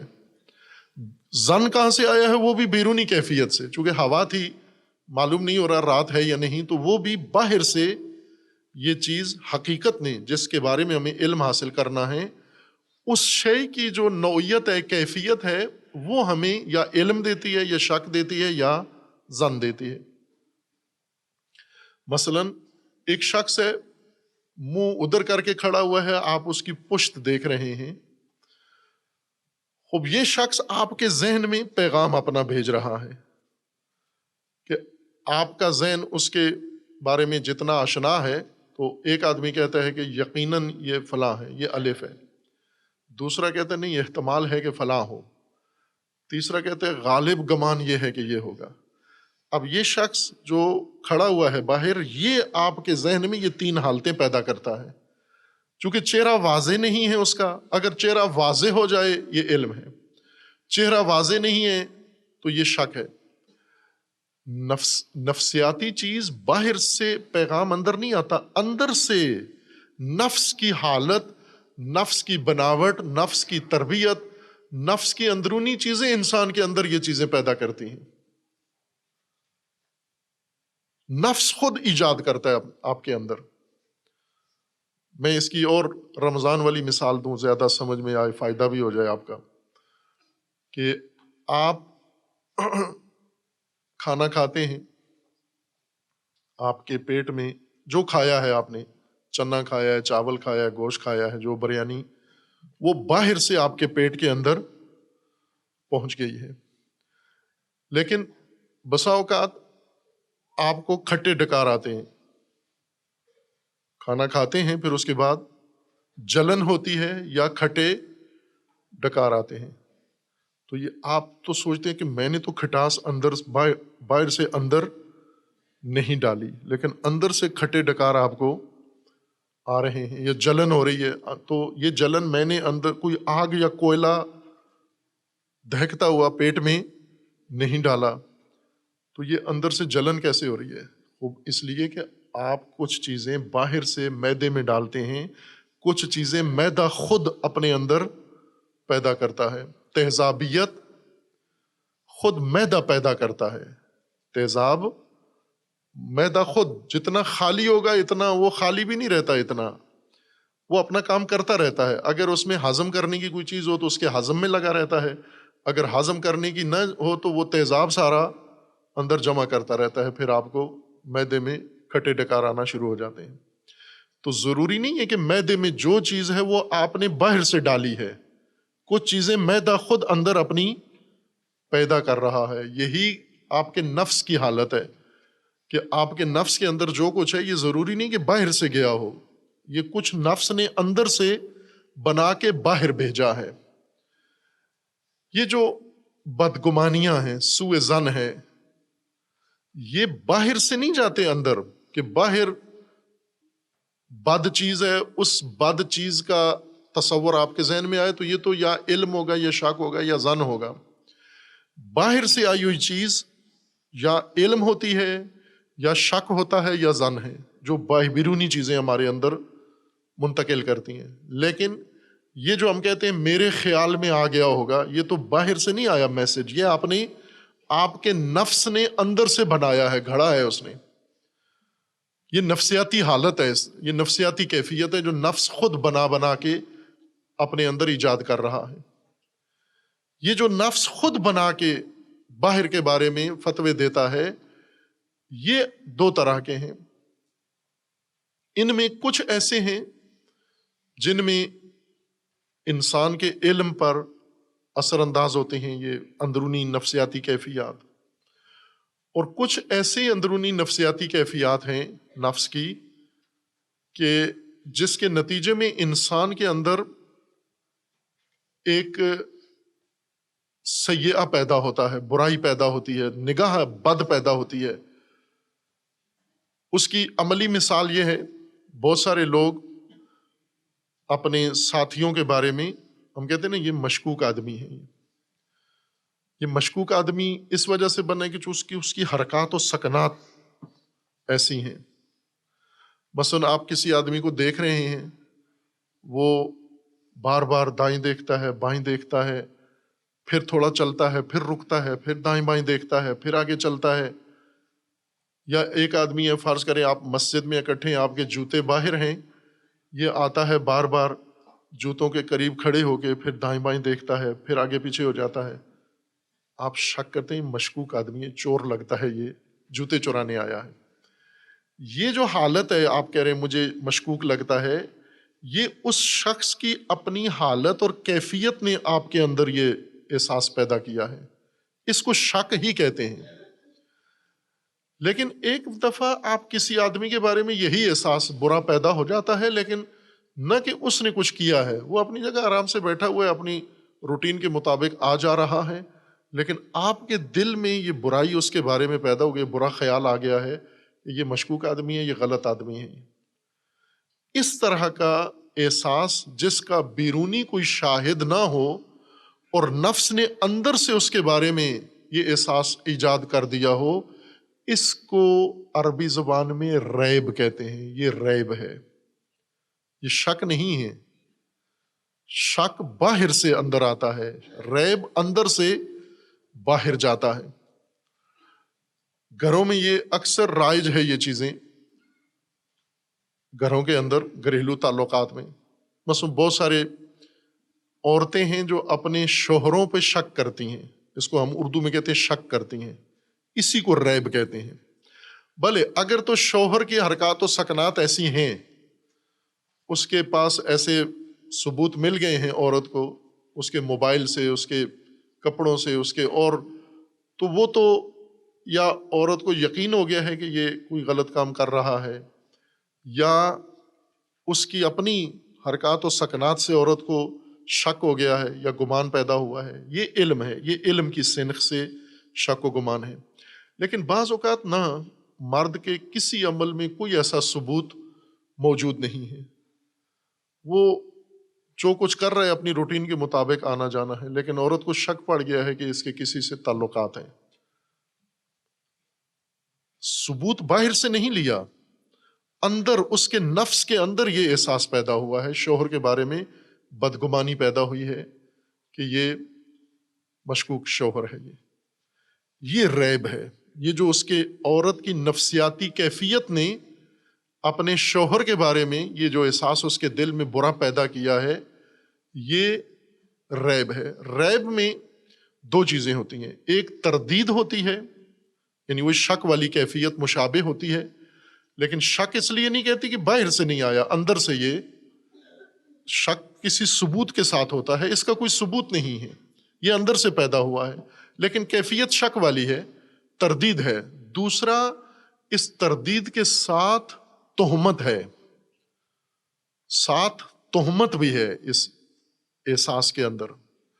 شک میں تہمت نہیں ہوتی، شک میں یہ ہے کہ یا ہے یا نہیں، دن ہے یا نہیں ہے، ساتھ تہمت نہیں ہے، دن ہے تو بھی، دن نہیں ہے تو بھی، اگر شک ہے ہمیں تو بھی تہمت نہیں ہے۔ چاند ہے یا چاند نہیں ہے یہ شک ہے آپ کو، لیکن اگر چاند ہونے نہ ہونے کے ساتھ آپ کے دل کے اندر تہمت بھی موجود ہے، اتہام بھی موجود ہے، یہ ریب ہے، یہ آپ کے نفس نے اندر سے پیدا کیا ہے۔ دو چیزیں اس کے اندر، ایک تردید شے کے ہونے نہ ہونے کے بارے میں، اور دوسرا اس کے اندر اتہام بھی ہے، تہمت بھی ہے، نفس کی طرف سے تہمت ہے، برائی کی ایک تہمت بھی اس شے کے اوپر لگا رہا ہے۔ جیسے ہم دیکھتے ہیں نا کہ کوئی شخص ڈاکٹر ہے یا نہیں، تو اس کے پاس اگر ثبوت موجود ہے، سندیں موجود ہیں، عمل اس کا گواہی دیتا ہے، ہمیں یقین ہے یہ ڈاکٹر ہے، یا نہ اس کے اپنے اعمال ہی ہمیں بتاتے ہیں کہ شک میں پڑ گئے ہیں ہم کہ پتہ نہیں ڈاکٹر ہے یا نہیں ہے، خود اس کے پاس یہ ثبوت ہے۔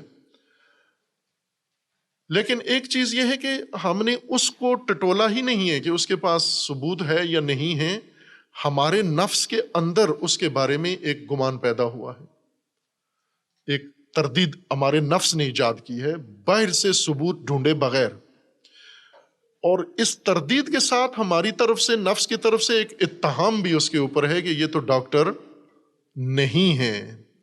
شک جب انسان کرتا ہے تو اتہام نہیں ہوتا، ساتھ صرف تردید ہوتی ہے کہ یہ ہے یا نہیں ہے، اس کے ہونے اور نہ ہونے کے بارے میں انسان مردد ہوتا ہے۔ لیکن جب یہ حالت ہو شک والی، تردید والی، ساتھ اندر سے تہمت بھی نفس پیدا کر کے لگائے، اس صورت میں اس کو کہتے ہیں ریب، یہ ریب ہے۔ اب قرآن کریم میں اللہ تبارک و تعالیٰ کا فرمانا ہے، ان کنتم فی ریب مما نزلنا علی عبدنا، اگر تمہارے دلوں میں ریب ہے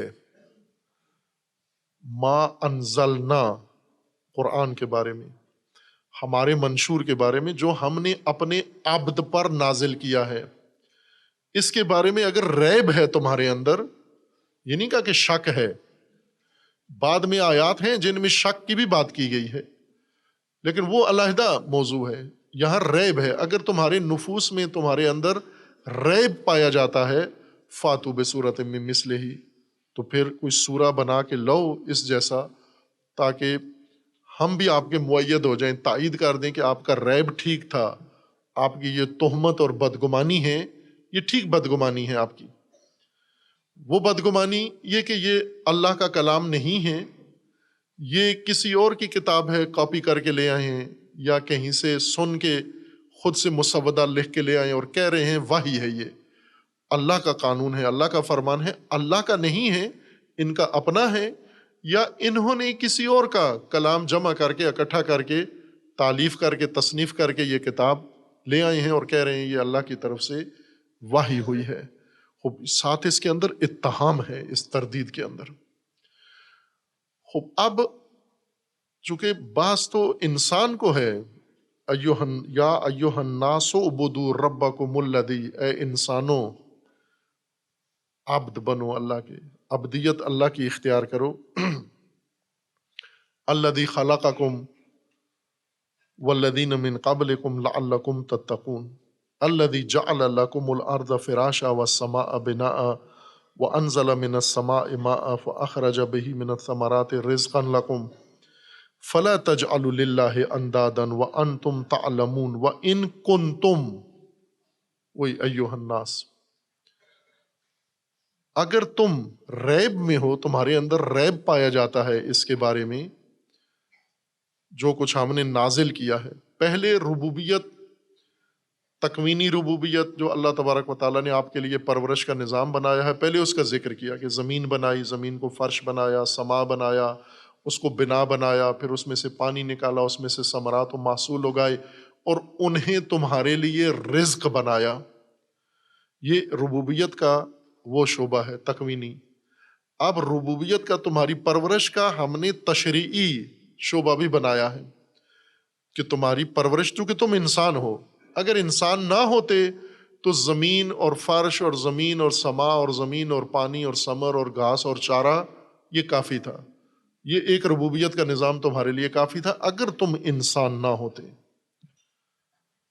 لیکن چونکہ انسان ہو تم، ایوہ الناس، ناس ہو، انسان ہو تم، لہٰذا یہ سب کچھ بنانے کے بعد، زمین بنانے کے بعد، سما بنانے کے بعد، پانی اتارنے کے بعد، رزق بنانے کے بعد، ہر چیز آمادہ کرنے کے بعد تمہارے لیے ایک دین بھی نازل کرنا ضروری ہے. تشریع کا ایک مسودہ بھی ساتھ تمہاری پرورش کے لیے، ربوبیت کے لیے ضروری ہے تمہاری. اب تم زمین کو جو دیکھتے ہو تو انداد بنا لیتے ہو کہ یہ زمین تو مادے نے بنائی ہے. زمین کو تو سمجھتے ہو تم یہ تو فلاں نے اگائی ہے. معاش کو سمجھتے ہو یہ تو وزیر خزانہ نے معاش بنا کے دی ہے. تعلیم تم لیتے ہو یہ تو مغربی نصاب ہے ہمارا. وہ تو پرورش ساری آپ ادھر منسوب کر دیتے ہو. انداد اللہ کے ند بنا دیتے ہو، مد مقابل لے آتے ہو اللہ کے سامنے کہ یہ زمین و آسمان تو فلاں نے بنائے ہیں. لیکن جب تشریع کی باری آتی ہے، ہمارا مسودہ آئینی جو قانون ہے اللہ کا، یہ ابھی پاکستان کا آئین بنے ہوئے 50 سال ہو گئے ہیں. 12 اپریل کو پاکستان کا قانون بنا تھا، یعنی قانون لاگو ہوا تھا 12 اپریل 1973 کو. 12 اپریل 1973 کو، آپ توجہ کریں، 1947 سے لے کر 1973 تک آئین نہیں تھا. کیا کرتے رہے اس وقت تک؟ پہلا کام آئین بنانا تھا. 1947 اگست 1947 میں پاکستان بنا تو دسمبر 1947 میں آئین بننا چاہیے تھا، لیکن اس کی ضرورت نہیں سمجھی گئی.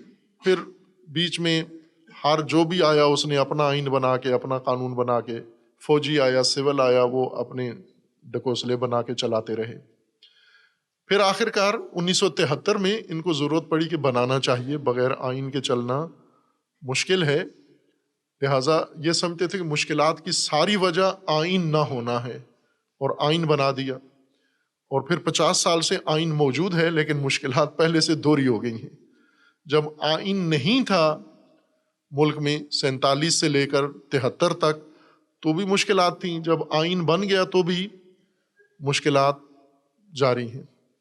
اب کیوں ہیں؟ ابھی 12 اپریل سے 50 سال شروع ہو رہے ہیں، اس کی گولڈن جوبلی آئین کی منا رہے ہیں. 50 سالہ تقریبات ہو رہی ہیں، مقابلے ہو رہے ہیں، اور ایک قوم کو اس سے کوئی غرض نہیں ہے. سرکاری طور پر یہ سارے کام ہو رہے ہیں، نمائشی طور پر. قوم کو پتہ بھی نہیں ہے آئین ہے یا نہیں ہے. میرے خیال میں اگر سروے کروایا جائے کتنے پاکستانیوں نے آئین پڑھا ہے، بہت حیرتناک نتائج سامنے آئیں گے. کہ یہ تہمت آپ پر تو نہیں لگائی جا سکتی کہ آپ میں سے خدا نخواستہ کسی نے آئین پڑھا ہے. شب قدر کو تو یہ نسبت نہیں دی جا سکتی مومنین کی طرف کہ پاکستانیوں نے پاکستان کا آئین پڑھا ہے. حتیٰ سیاسی لیڈروں نے، سیاسی پارٹیوں نے، انہوں نے آئین پڑھا ہے، یہ یقین سے وثوق سے نہیں کہہ سکتے ہم. باہر کیف یہ ایک آئین ہے، اور ابھی آئین کی تکریم، آئین کی تعظیم، آئین کی تقریب، اور آئین کے بارے میں ابھی پورا تیاریاں کی جا رہی ہیں کہ یہ اگلے چند دنوں میں آئین کے بارے میں کافی باتیں آپ سنیں گے. اللہ تبارک و تعالی نے فرمایا کہ تمہیں اللہ نے پیدا کیا ہے، تم سے پہلے والوں کو بھی پیدا کیا ہے، پھر زمین کو تمہاری پرورش کے لیے تیار کیا ہے، اس میں رزق اگایا ہے، اس میں تمہاری ربوبیت کے تربیب کے سارا انتظام کیا ہے. پھر اس کے ساتھ ہم نے آئین نازل کیا ہے. خوب یہ آئین جو تمہارے لیے نازل کیا ہے، 73 کا آئین تو تم نے قبول کر لیا کہ یہ ٹھیک ہے، یہ ہمارا ملکی آئین ہے، پارلیمنٹ میں بنایا، پھر اس میں ووٹ دے کے مان لیا، پھر عوام نے اس کو اعتماد میں کا ووٹ دے دیا، آپ کا آئین ہو گیا۔ جو اللہ نے بنایا ہوا ہے 1400 سال سے پہلے، وہ کیا ہوا؟ اس پہ کوئی اجلاس ہوا تمہارا؟ اس پہ کوئی میٹنگ ہوئی تمہاری؟ اس میں کوئی اعتماد کیا؟ اس کو آپ نے مانا؟ آپ کی عملی ترتیب یہ بتاتی ہے کہ آپ کو اس میں ریب ہے، نہ کہ شک ہے، اس میں ریب ہے، بدگمانی ہے، تردید ہے، ساتھ اتہام بھی ہے، تہمت بھی ہے اس کے اندر۔ خب یہ اس وقت یہ اتہام اور تھا، آج یہ اتہام بدل گیا ہے اور ہو گیا ہے۔ اس وقت مفسر اس آیت کا یہ معنی کرتا تھا کہ اگر تمہیں گمان ہے کہ یہ رسول اللہ نے خود بنا لیا ہے، یہ اس وقت تہمت یہ تھی، ان کے دلوں میں یہ بات بار بار آتی تھی کہ یہ بعید ہے کہ اللہ نے نازل کیا ہو، آخر ہم ہی میں سے ایک آدمی پیدا ہمارے خاندان کے اندر ہی ہوئے ہیں، ہم ہی میں سے تھے، اور ناگہان جوان ہو کے کہتے ہیں کہ مجھ پر اللہ کی وحی نازل ہو گئی۔ یہ بعید ہے، یہ نہیں ہو سکتا، کیسے یہ ممکن ہے؟ وہ فضا ایسی تھی، ماحول ایسا تھا کہ اس میں یہ بات ان کے لیے ماننا دشوار لگتا تھا۔ ان کی خصوصاً جو ذہنی اور تہذیبی کیفیت تھی، جو شخصیتی رشد تھی، ان کی نفسیاتی حالت، اس میں یہ بات ان کے لیے ماننا واقعاً دشوار تھا۔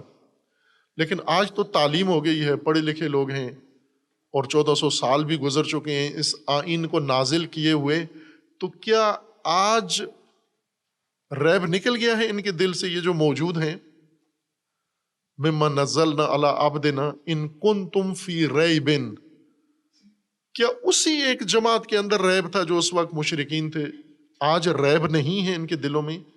آج تو سب کے دلوں میں آ گیا ہے، اس وقت کم از کم مومنین کے دلوں میں نہیں تھا۔ رسول اللہ صلی اللہ علیہ وآلہ وسلم پر جو ایمان لے آئے ان کے دلوں میں ریب نہیں تھا، صحابہ کے دلوں میں ریب نہیں تھا جو ایمان حقیقتاً لے آئے۔ جن صحابہ کو قرآن نے کہا ہے وَمِنَ النَّاسِ مَن يَقُولُ آمَنَّا بِاللَّهِ وَمَا هُمْ بِمُؤْمِنِينَ، یہ بھی صحابہ ہی تھے، چونکہ صحابہ ان کو کہتے ہیں جنہوں نے رسول اللہ کی صحبت اٹینڈ کی ہو، صحبت رسول اللہ میں کچھ دن گزارے ہیں، وہ صحابہ ہیں۔ تو یہ وہی تھے جو رسول اللہ کے پاس بھی آتے تھے اور آ کر رسول اللہ کو بھی کہتے تھے ہم مومن ہیں، لوگوں کو بھی کہتے تھے مومن ہیں، اور اللہ نے کہا کہ یہ مومن نہیں ہیں۔ لیکن جو ایمان رکھتے تھے، جنہوں نے ثبوت دیا اپنے ایمان کا، مہاجرین میں سے اور انصار میں سے، جن کا قرآن نے بھی ذکر کیا ہے کہ یہ واقعاً مومن تھے، آمن الرسول بما انزل الیہ من رب، اور جو ان کے ساتھی ہیں یہ سب ایمان رکھتے ہیں اس آئین پر، ما نزلنا پر۔ لیکن اسی وقت ایک بڑی جمعیت تھی جو ریب میں مبتلا تھی، یعنی ان کو شک تھا، اور شک کے ساتھ اتہام بھی تھا، تہمت بھی تھی، بدگمانی بھی تھی، ایک سوء ظن تھا ان کے اندر کہ یہ ان کی اپنی بنائی ہوئی کتاب ہے، اپنی گھڑی ہوئی کتاب ہے، اس کا اللہ سے کوئی تعلق نہیں ہے، یہ ہمیں اس طرح سے قبول بنانے کے لیے، مقبول بنانے کے لیے ہمیں کہہ رہے ہیں کہ یہ اللہ نے وحی سے نازل کی ہے، ایسے نہیں۔ یہ ان کا ماننا تھا۔ خوب یہ ان کا ریب یہ تھا کہ یہ پتہ نہیں اللہ نے بھیجی بھی ہے یا نہیں۔ آج کیسا ریب ہے؟ آج یہ ریب ہے کہ آج کے موجودہ زمانے میں، آج کے موجودہ مومن، آج کے موجودہ انسان کے لیے یہ کافی ہے یا نہیں؟ اس ماڈرن زمانے میں، ترقی یافتہ زمانے میں، آج کے اس بڑے اپ گریڈ اور اپ ڈیٹ انسان کے لیے یہ کتاب ہوگی کسی زمانے کے لیے، گزشتہ زمانوں کے لیے، اس عہد کے لیے، لیکن آج کے اس ٹیکنالوجی کے زمانے میں یہ کتاب آیا کافی ہے؟ ہو سکتا ہے۔ خوب اب ٹٹولے اندر سے، کیا یہ اتہام کتاب کے بارے میں، ما نزلنا علی عبدنا کے بارے میں موجود ہے یا نہیں ہے؟ موجود ہے، اور کثرت سے موجود ہے۔ اور یہ جو ما نزلنا کے بارے میں ریب ہے، یہ ان کی عملی زندگی میں نظر آتا ہے۔ کیوں؟ اس لیے کہ عملی زندگی میں انہوں نے اس کتاب کو کسی حصے میں شامل نہیں کیا۔ یہ خود ریب کی علامت ہے ان کے اندر.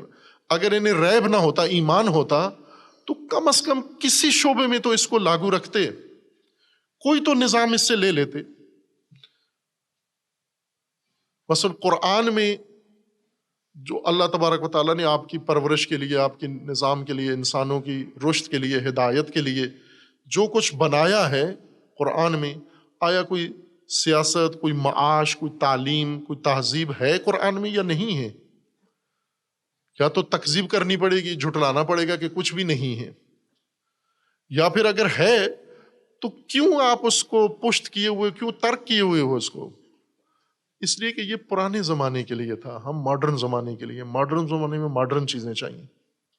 یہی تو ریب ہے، یہ تہمت، یہ اتہام کہ یہ فرسودہ ہو چکا ہے، یہ پرانا ہو چکا ہے، یہ آج کے زمانے کے لیے قابل عمل نہیں ہے. یہی ریب ہے. ان کنتم فی ریب مما نزلنا علی عبدنا. خب یہ ریب جب تک ہے ما نزلنا علی عبدنا، اس وقت تک ہدایت سے محروم ہیں. مریب دل، مریب قوم، مریب معاشرہ، مریب مسلم، مریب مومن، آج کے مسلمان کو آپ یہی کہہ سکتے ہیں، کہاں اس کا قرآن پہ اعتماد کہاں ہے، کس شعبے میں ہے؟ ما نزلنا علی عبدنا کو کہاں رکھا ہوا ہے اور خود کہاں؟ عملاً پرورش کہاں پا رہا ہے، تعلیم کہاں پا رہا ہے، اور عملاً اپنا نظام، اپنے سماج، اپنی مملکت، اپنے تمام امور کس نظریے سے اور کس نظام سے پورے کر رہا ہے؟ یہی تو ریب کی علامت ہے. یہ نسل مریب ہے.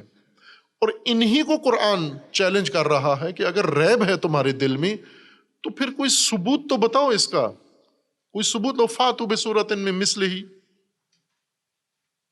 لے کر آؤ اس جیسا ایک سورہ لے کر آؤ تاکہ آپ کا شک پختہ ہو جائے.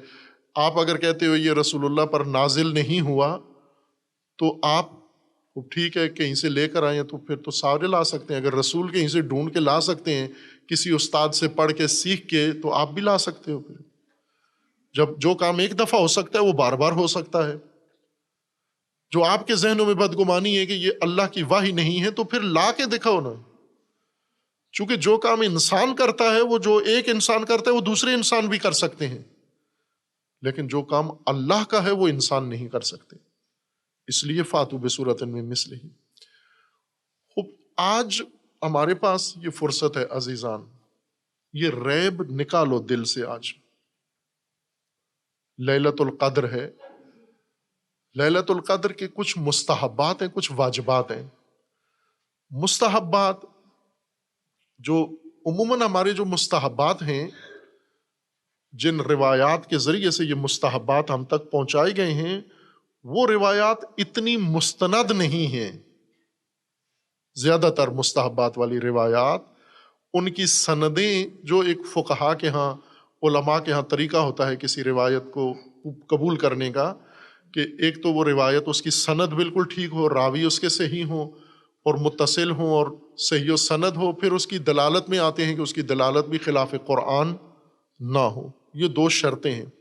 لیکن مستحبات میں آ کر علماء اس شرط کو نظر انداز کر جاتے ہیں. اس کی وجہ بھی کچھ روایات ہیں. وہ روایات یہ ہیں کہ اگر کسی عمل کے اوپر آپ کو روایت میں ثواب بتایا گیا ہے کہ یہ کام کرو اس کا ثواب ہے، اور وہ کام آپ نے کر دیا، وہ روایت اگر صحیح نہ بھی ہوئی تو بھی آپ کو ثواب ملے گا. یہ دوسری روایات یہ صحیح ہیں، یہ سند کے لحاظ سے درست ہیں. ان کو کہتے ہیں ادلہ تسامح در سنن، یعنی سنت مستحبات کے بارے میں جو روایات ہیں ان میں مسامحہ کرو، ان میں اتنی دقت نہ کرو. واجبات والی روایات میں دقت کرو، صحیح و سند ہو تو اس کو کہو، مستحبات میں نہ کرو. یہ بعض علماء کا کہنا ہے. بعض علماء کہتے ہیں نہ، شریعت کی کسی چیز میں مسامحہ نہیں ہونا چاہیے. چشم پوشی نہیں ہونی چاہیے کسی جگہ. چشم پوشی کرو گے، یہ آنکھ بند کرو گے ایک دفعہ، کھلے گی نہیں دوبارہ.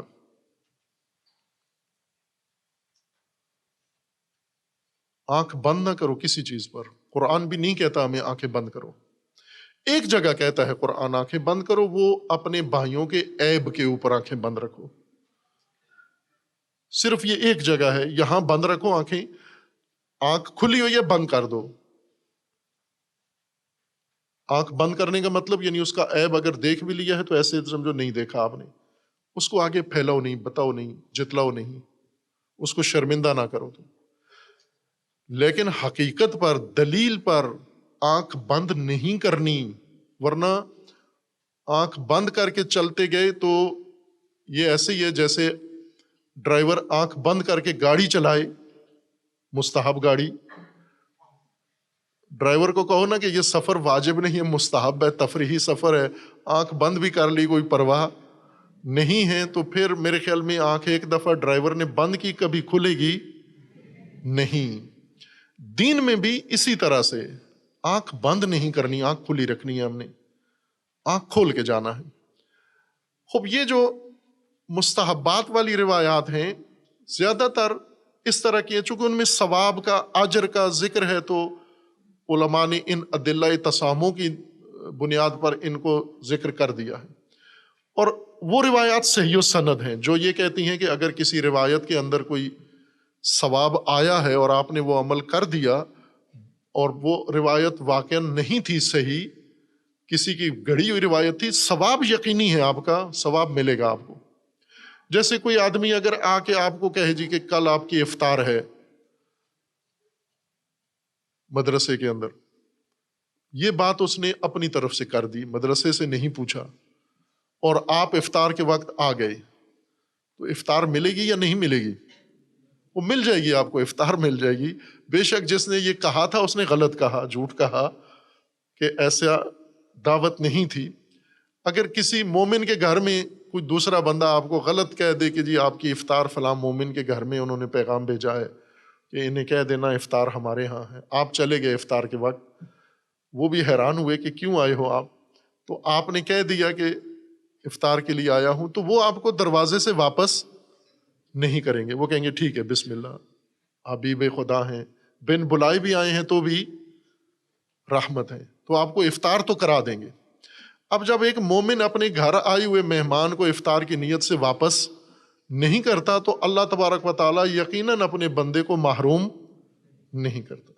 جو وہ اللہ پہ بھروسہ کر کے، اللہ کی ذات پہ اعتماد کر کے کہ یہ کام میں کروں گا اور اللہ مجھے اجر دے گا، تو وہ کام اگر نہیں بھی اللہ نے کہا ہوا لیکن آپ نے اس نیت سے کر دیا ہے تو یہ روایات کہتی ہیں اس کا اجر اللہ آپ کو دے گا۔ اللہ کی ذات کریم ہے۔ اگر دلیلوں نے ثواب دینا ہوتا تو دلیلیں کہتی ہم نے تو نہیں کہا تھا، کیوں کیا یہ کام تم نے؟ لیکن ثواب دلیلوں نے نہیں دینا بلکہ اللہ نے دینا ہے۔ اللہ کی ذات کریم ہے، اللہ لوگوں کو ثواب دینے کے لیے بہانے ڈھونڈتا ہے کہ کسی بہانے سے ان کو ثواب پہنچا دو۔ لہٰذا وہ ادلہ اپنی جگہ موجود ہیں کہ زیادہ تر مستحبات والی روایات کی یہ کیفیت ہے، سندیں ان کی اتنی عالی نہیں ہیں، لیکن اعمال یا ان کے مضامین عالی شان ہیں، کر رہے ہیں آپ تو اجر پائیں گے انشاءاللہ۔ لیکن واجبات سارا وقت اگر انسان مستحبات میں لگا دے، رسومات میں لگا دے، واجبات ترک ہو جاتے ہیں۔ جیسے ماہ مبارک رمضان کے واجبات ہیں اور مستحبات ہیں۔ ایک مجھے یاد ہے جب شروع میں ہم آئے تھے، لاہور جامعہ کا پہلا سال ہی تھا، ایک بڑے مومن، بزرگوار مومن آئے اور کہنے لگے جی کہ یہ جلوس عزاداری میں، امیر المومنین کی شہادت کے جلوس میں مومنین عزادار ہیں، تو ظاہر ہے وہ گرمی بہت شدید تھی، اب تو تھوڑا سا بہتر ہو گیا ہے، روزے اپریل میں ہو گئے ہیں، اس وقت یہ بہت شدید عروج میں گرمی میں روزے تھے۔ تو انہوں نے کہا کہ وہ عزاداری کرتے ہیں، ان کو پیاس لگ جاتی ہے تو سبیل لگانی ہوتی ہے، ہم ہر سال ان کو سبیل لگاتے ہیں۔ میں نے کہا ماہ رمضان میں سبیل لگاتے ہیں؟ کہتے ہیں ہاں، تو وہ تو عزاداری ہے۔ تو میں نے کہا بے شک عزاداری ہو، روزہ تو نہیں توڑ سکتے آپ، روزہ توڑنا جرم ہے، حرام ہے، معصیت ہے، اور آپ ان کو باقاعدہ کہا کہ ہم تو بڑے سنا تھا اس کا بڑا اجر ہوتا ہے۔ میں نے کہا اللہ اجر دے آپ کو، چونکہ آپ کی نیت ٹھیک تھی، لیکن معلوم نہیں اللہ کیا اجر کرتا ہے آپ کا۔ واجبات کو تو نہیں آپ پائمال کر سکتے. واجبات واجب ہیں، روزہ واجب ہے. ماہ مبارک رمضان کا کسی دلیل سے آپ روزہ نہیں چھوڑ سکتے سوائے ان کے جو قرآن میں ہیں. سفر کیا ہے اگر معصیت کا نہیں ہے تو چھوڑ سکتے ہو. بیمار ہو، اتنے بیمار ہو کہ روزہ نہیں رکھ سکتے، پھر ڈاکٹر نے کہا ہوا ہے آپ کو شوگر ہے، بلڈ پریشر ہے، روزہ نہ رکھیں، ڈاکٹر بھی جہنم میں جائے گا، مریض بھی جہنم میں جائے گا. شوگر والوں کے لیے اتفاقاً بعض اوقات روزہ بہت اچھا ہوتا ہے، بیلنس ہو جاتی ہے شوگر ان کی. اور اگر تھوڑی سی سختی بھی ہو تو کوئی حرج نہیں ہے. روزہ نام ہی مشقت کا ہے، سختی کا ہے. سختی ہوگی تو آپ تربیت پاؤ گے. روزہ تربیت ہے آپ کی. سختی ہوگی تو تربیت پاؤ گے. روزے کا مطلب حلوہ تو نہیں ہے، روزے کا مطلب بھوک اور پیاس ہے. یہ بھوک اور پیاس دلانا یہی روزہ ہے. یہ بھوک پیاس محسوس ہو، بڑے شدت ہو، تاکہ آپ کے اندر تصفیہ ہو. جو کچھ روزے سے عمل ضروری ہے وہ کریں. لیلۃ القدر کے مستحبات ہیں جو ہم سب کرتے ہیں. لیلۃ القدر کے واجبات ہیں، ماہ مبارک رمضان کے واجبات ہیں. اور یہ جو فرصت اللہ تبارک و تعالیٰ نے دی ہے، یہ ایک شب، اور اس پر مزید یہ لطف اللہ کا ہے کہ ایک شب کی ہمارے لیے اللہ تبارک و تعالیٰ نے کئی شب بنا دی ہیں. اصل ایک شب ہے، اسے بتایا نہیں ہے کون سی ہے، معین نہیں کیا. یہ معین نہ کر کے اپنا لطف تکمیل کر دیا اللہ تبارک و تعالیٰ نے.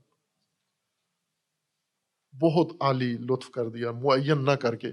چونکہ اگر معین ہو جاتی تو اکثریت بدبخت ہو جاتے، واقعاً بدبخت ہو جاتے. یہ جو معین نہیں کیا، اللہ نے اپنا لطف اور بڑھا دیا اس کے لیے.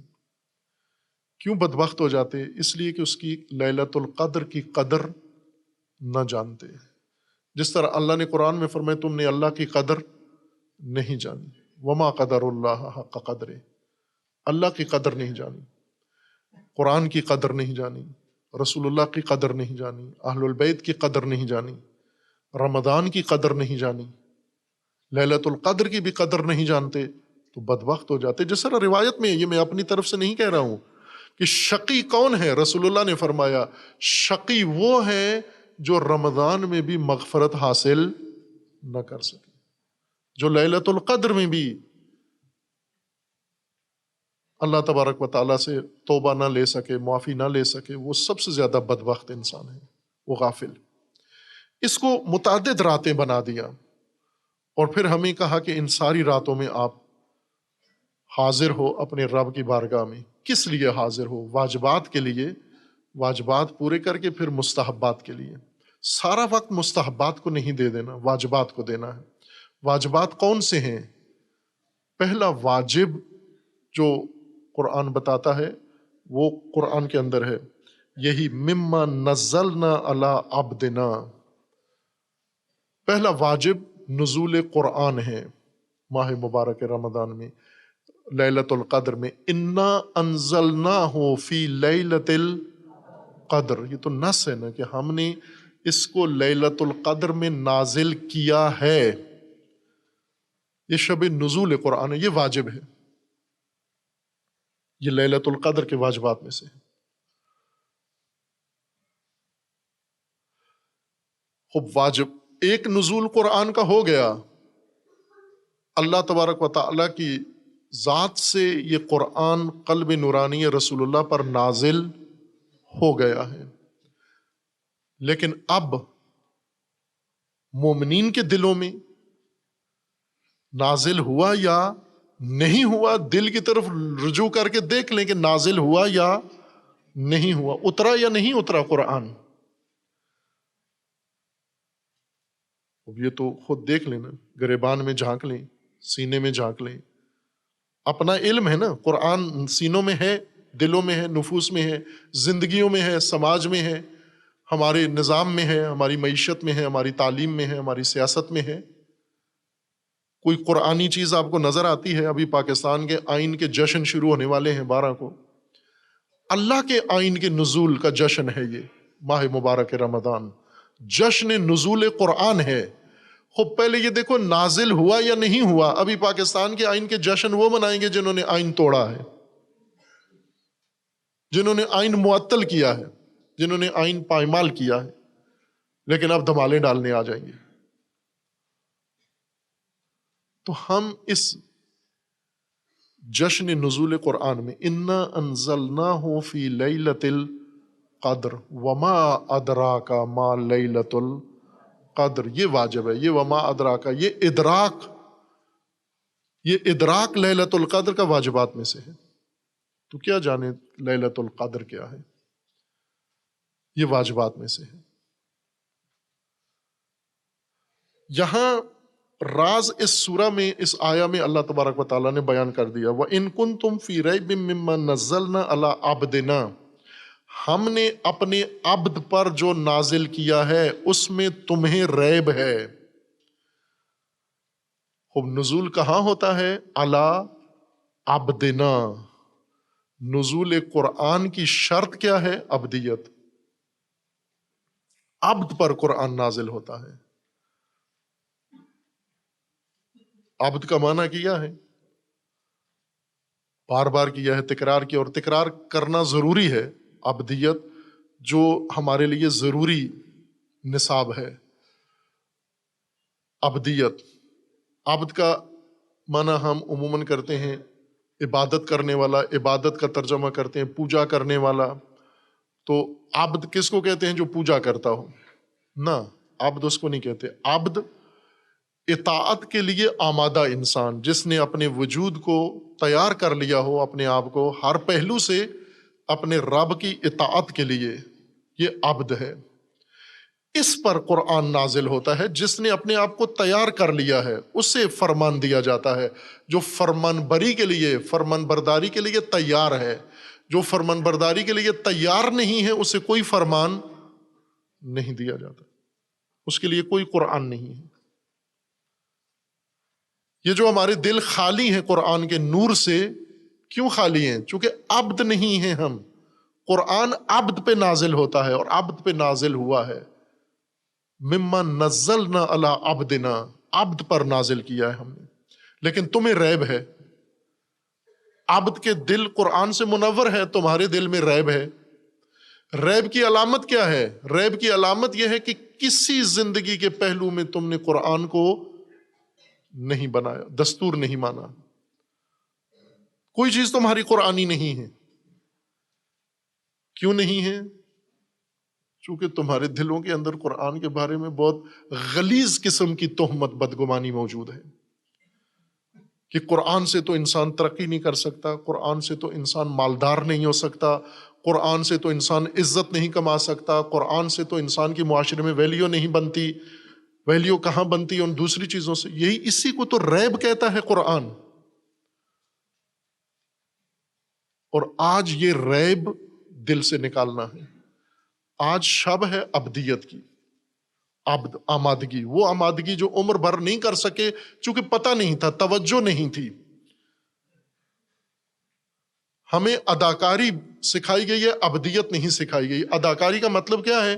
کہ اگر عبد نہیں بھی ہو، عبد والے حرکات و سکنات کرو. عبد کیا ہے؟ پوجا کرنا. تو آپ پوجا کرتے رہو، عبد شمار ہو جاؤ گے. نہ عزیزان من، عبد آمادہ کو کہتے ہیں. اور یہ شرطیہ ہے.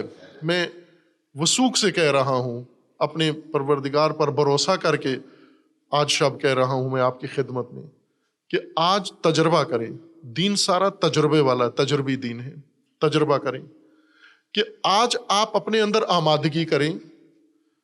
مطلع الفجر سے پہلے، طلوع فجر سے پہلے اگر جتنی ابدیت آپ کے اندر آئی ہے، اتنا قرآن بھی آپ کے اندر آ جائے گا.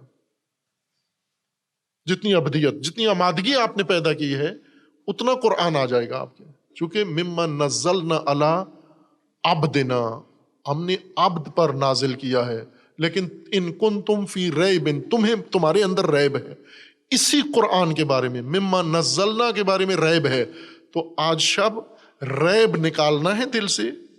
ریب سے دل کو صاف کرنا ہے، پاک کرنا ہے، اور عبد بننا ہے، آمادہ ہونا ہے. یہ آمادگی ہم نے اپنے اندر پیدا کرنی ہے. عرب عبد کہتے تھے، عرب لغت عرب میں جب قرآن نازل نہیں ہوا تھا تو عبد کا لفظ عربی زبان میں تھا، استعمال ہوتا تھا اپنے روزمرہ کاموں میں۔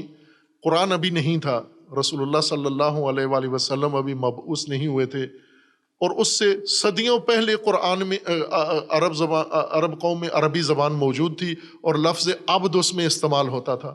لیکن کس میں کرتے تھے قرآن سے پہلے؟ عبد کس کو کہتے تھے؟ وہ ناہموار راستے جو چلنے کے قابل نہیں ہیں ان کو تیار کر کے چلنے کے قابل بنانے کو کیا کہتے تھے؟ طریق معبد۔ طریق دو قسم کے ہوتے تھے راستے، معبد اور غیر معبد۔ آمادہ راستے، تیار راستے، جیسے آج کل آپ کے ہاں سڑکیں طریق معبد ہیں، چلنے کے لیے آمادہ ہیں، لیکن جن سڑکوں پہ کھڈے ہیں، جن راستوں پہ، وہ آمادہ نہیں ہیں۔ معبد وہ بالکل تیار راستے جن پر آپ بڑی آسانی سے سفر کر سکتے ہیں۔ عربوں کی مشغولیات میں سے دوسری چیز ان کے اونٹ اور گھوڑے تھے۔ اونٹ ان کا زیادہ ضروری چیز تھی صحرائی زندگی ہونے کی وجہ سے، اس پہ سامان بھی لادتے تھے، اس پہ سوار بھی ہوتے تھے، اس سے اور بہت سارے فوائد حاصل کرتے تھے۔ ان کے خانہ بدوش تھے تو وہ کھانے اپنے کیمپی اور خیمے بھی اپنے اونٹوں کے اوپر لادتے تھے، نقل مکانی کرتے تھے، تجارت کرتے تھے، ہر کام اونٹ سے لیتے تھے۔ ہر اونٹ تیار نہیں ہوتا تھا، نہ سواری دینے کے لیے نہ سامان اٹھانے کے لیے، اس کو انہیں تیار کرنا پڑتا تھا۔ اونٹوں کو تیار کیا جاتا ہے، وہ تیار جس اونٹ کو کر لیتے تھے اسے کہتے تھے یہ بعیر معبد ہے، یعنی یہ سدھایا ہوا ہے، اس کو ہم نے اس کام کے لیے تیار کر لیا ہے۔ اور دوسرے کو کیا کہتے تھے؟ مستعصی، سرکش۔ اگر اس پہ سامان لاد دیا سامان سمیت بھاگ جائے گا۔ وہ گھوڑا جو اپنی پشت پہ نہیں بیٹھنے دیتا وہ فرس مستعصی ہے، سرکش ہے۔ معبد گھوڑا جو جنگ کے لیے یا دوڑ کے لیے یا سامان کے لیے انہوں نے تربیت کر کے آمادہ کر لیا ہے۔ آمادہ راستے طریق معبد، آمادہ حیوانات حیوان معبد، اور آمادہ امور آمادہ اشیاء معبد۔ اسی سے قرآن نے عبد کا لفظ لیا ہے انسان کے لیے۔ انسان آمادہ، انسان اطاعت رب کے لیے، اللہ کی اطاعت کے لیے آمادہ انسان۔ یہ آمادگی ماں کے پیٹ سے نہیں آتی، اونٹ ماں کے پیٹ سے معبد نہیں ہوتا، اسے بنانا پڑتا ہے پیدائش کے بعد۔ عبد بننا پڑتا ہے انسان کو پیدائش کے بعد۔ یہ عبدیت آج کے واجبات میں سے ہے۔ آج شب، یعنی یہ شب چونکہ اسی کو جستجو اللہ نے ہمارے ذمہ رکھ دی، اور بڑی روایات ہیں اس بارے میں کہ توبہ ہے اس انسان کے لیے جس نے لیلۃ القدر کو درک کر لیا ہے۔ وہ کس طرح سے درک؟ یعنی ہوشیار ہو کے اس عشرے میں، ہوشیاری کے ساتھ اس عشرے میں اس طرح سے جانا ہے آپ نے کہ لیلۃ القدر وہ خیر من الف شہر، وہ درک ہو گیا، یہ یقین ہو گیا ہے آپ کو کہ میں نے جو بھی تھی بالآخر میں نے اس میں اپنا کام کر لیا ہے۔ کیا کرنا ہے؟ آپ نے اس آخری عشرے میں ہر شب اپنی آمادگی میں اضافہ کرنا ہے، عبدیت میں اضافہ کرنا ہے، اور یہ ریب دلوں سے نکالنا ہے۔ یہ قرآن کے بارے میں بدگمانی دل سے نکالنی ہے۔ ممکن ہے کوئی کہے جو میرے دل میں تو نہیں ہے بدگمانی، میں تو بڑا قرآن کا احترام کرتا ہوں۔ بدگمانی عملاً آپ کے اندر ہے، کیونکہ آپ کا کوئی زندگی کا شعبہ قرآن کے مطابق نہیں ہے۔ یہ ایسے ہی ہے جیسے یہ پاکستان کے سیاستدان آئین کا احترام کرتے ہیں، آئے دن کہتے ہیں نا آئین کے مطابق عمل ہو۔ جج آئین توڑ کے کہتا ہے آئین کے مطابق عمل ہو، جرنیل آئین توڑتا ہے کہتا ہے آئین کے مطابق عمل ہو، سیاستدان آئین توڑتا ہے پھر ساتھ رٹ لگاتا ہے بے شرمی کے ساتھ آئین کے مطابق عمل ہو۔ ہر آدمی آئین توڑ کے پھر کہتے ہیں آئین کے مطابق عمل ہونا چاہیے۔ یہی کام ہمارا قرآن کے ساتھ بھی ہے۔ قرآن کی ایک ایک شک کی مخالفت کر کے پھر کہتے ہیں قرآن کا احترام ہے ہمارے دلوں کے اندر۔ بے احترامی ہے، کہاں احترام ہے؟ احترام اگر ہوتا تو آپ ایک شک بھی قرآن کی معطل نہ ہونے دیتے اور اپنی زندگی قرآن کے سپرد کر دیتے، اور قرآن نے آپ کی زندگی کے لیے سارا اہتمام کیا ہے۔ آج اگر ابدیت کی علامت بھی ہے آپ کے اندر، جتنی ابدیت ہوگی اتنا قرآن آپ کے دل میں اترے گا، چونکہ اللہ تبارک و تعالیٰ کا فرمان ہے وَإِن كُنتُمْ فِي رَيْبٍ مِّمَّا نَزَّلْنَا عَلَىٰ عَبْدِنَا فَأْتُوا بِسُورَةٍ مِّن مِّثْلِهِ۔ آج شب اللہ کے مقابلے میں سورہ لانے کی کوشش نہ کرو، آیت لانے کی کوشش نہ کرو، اللہ کی ند، اللہ کا مد مقابل بھی نہ لاؤ اور اللہ کے آئین کے مقابلے میں آئین بھی نہ لاؤ، بلکہ یہ جو یہاں تک آج تک بدگمانی قرآن کی تھی، جس وجہ سے قرآن سے ہم دور اور قرآن ہم سے دور رہا، آج شب اس کی ازالہ کرنا ہے، توبہ کرنی ہے، استغفار کرنی ہے، اور اللہ تبارک و تعالیٰ سے رسول اللہ صلی اللہ علیہ وآلہ وسلم نے خطبہ شعبانیہ میں فرمایا کہ فَاسْأَلُوا اللَّهَ، اللہ سے مانگو ماہ رمضان میں کہ اللہ آپ کو تلاوت قرآن میسر فرمائے، پیروی قرآن، تلاوت قرآن پڑھنا نہیں ہے، پیروی کرنا قرآن کی اللہ تمہیں میسر فرمائے۔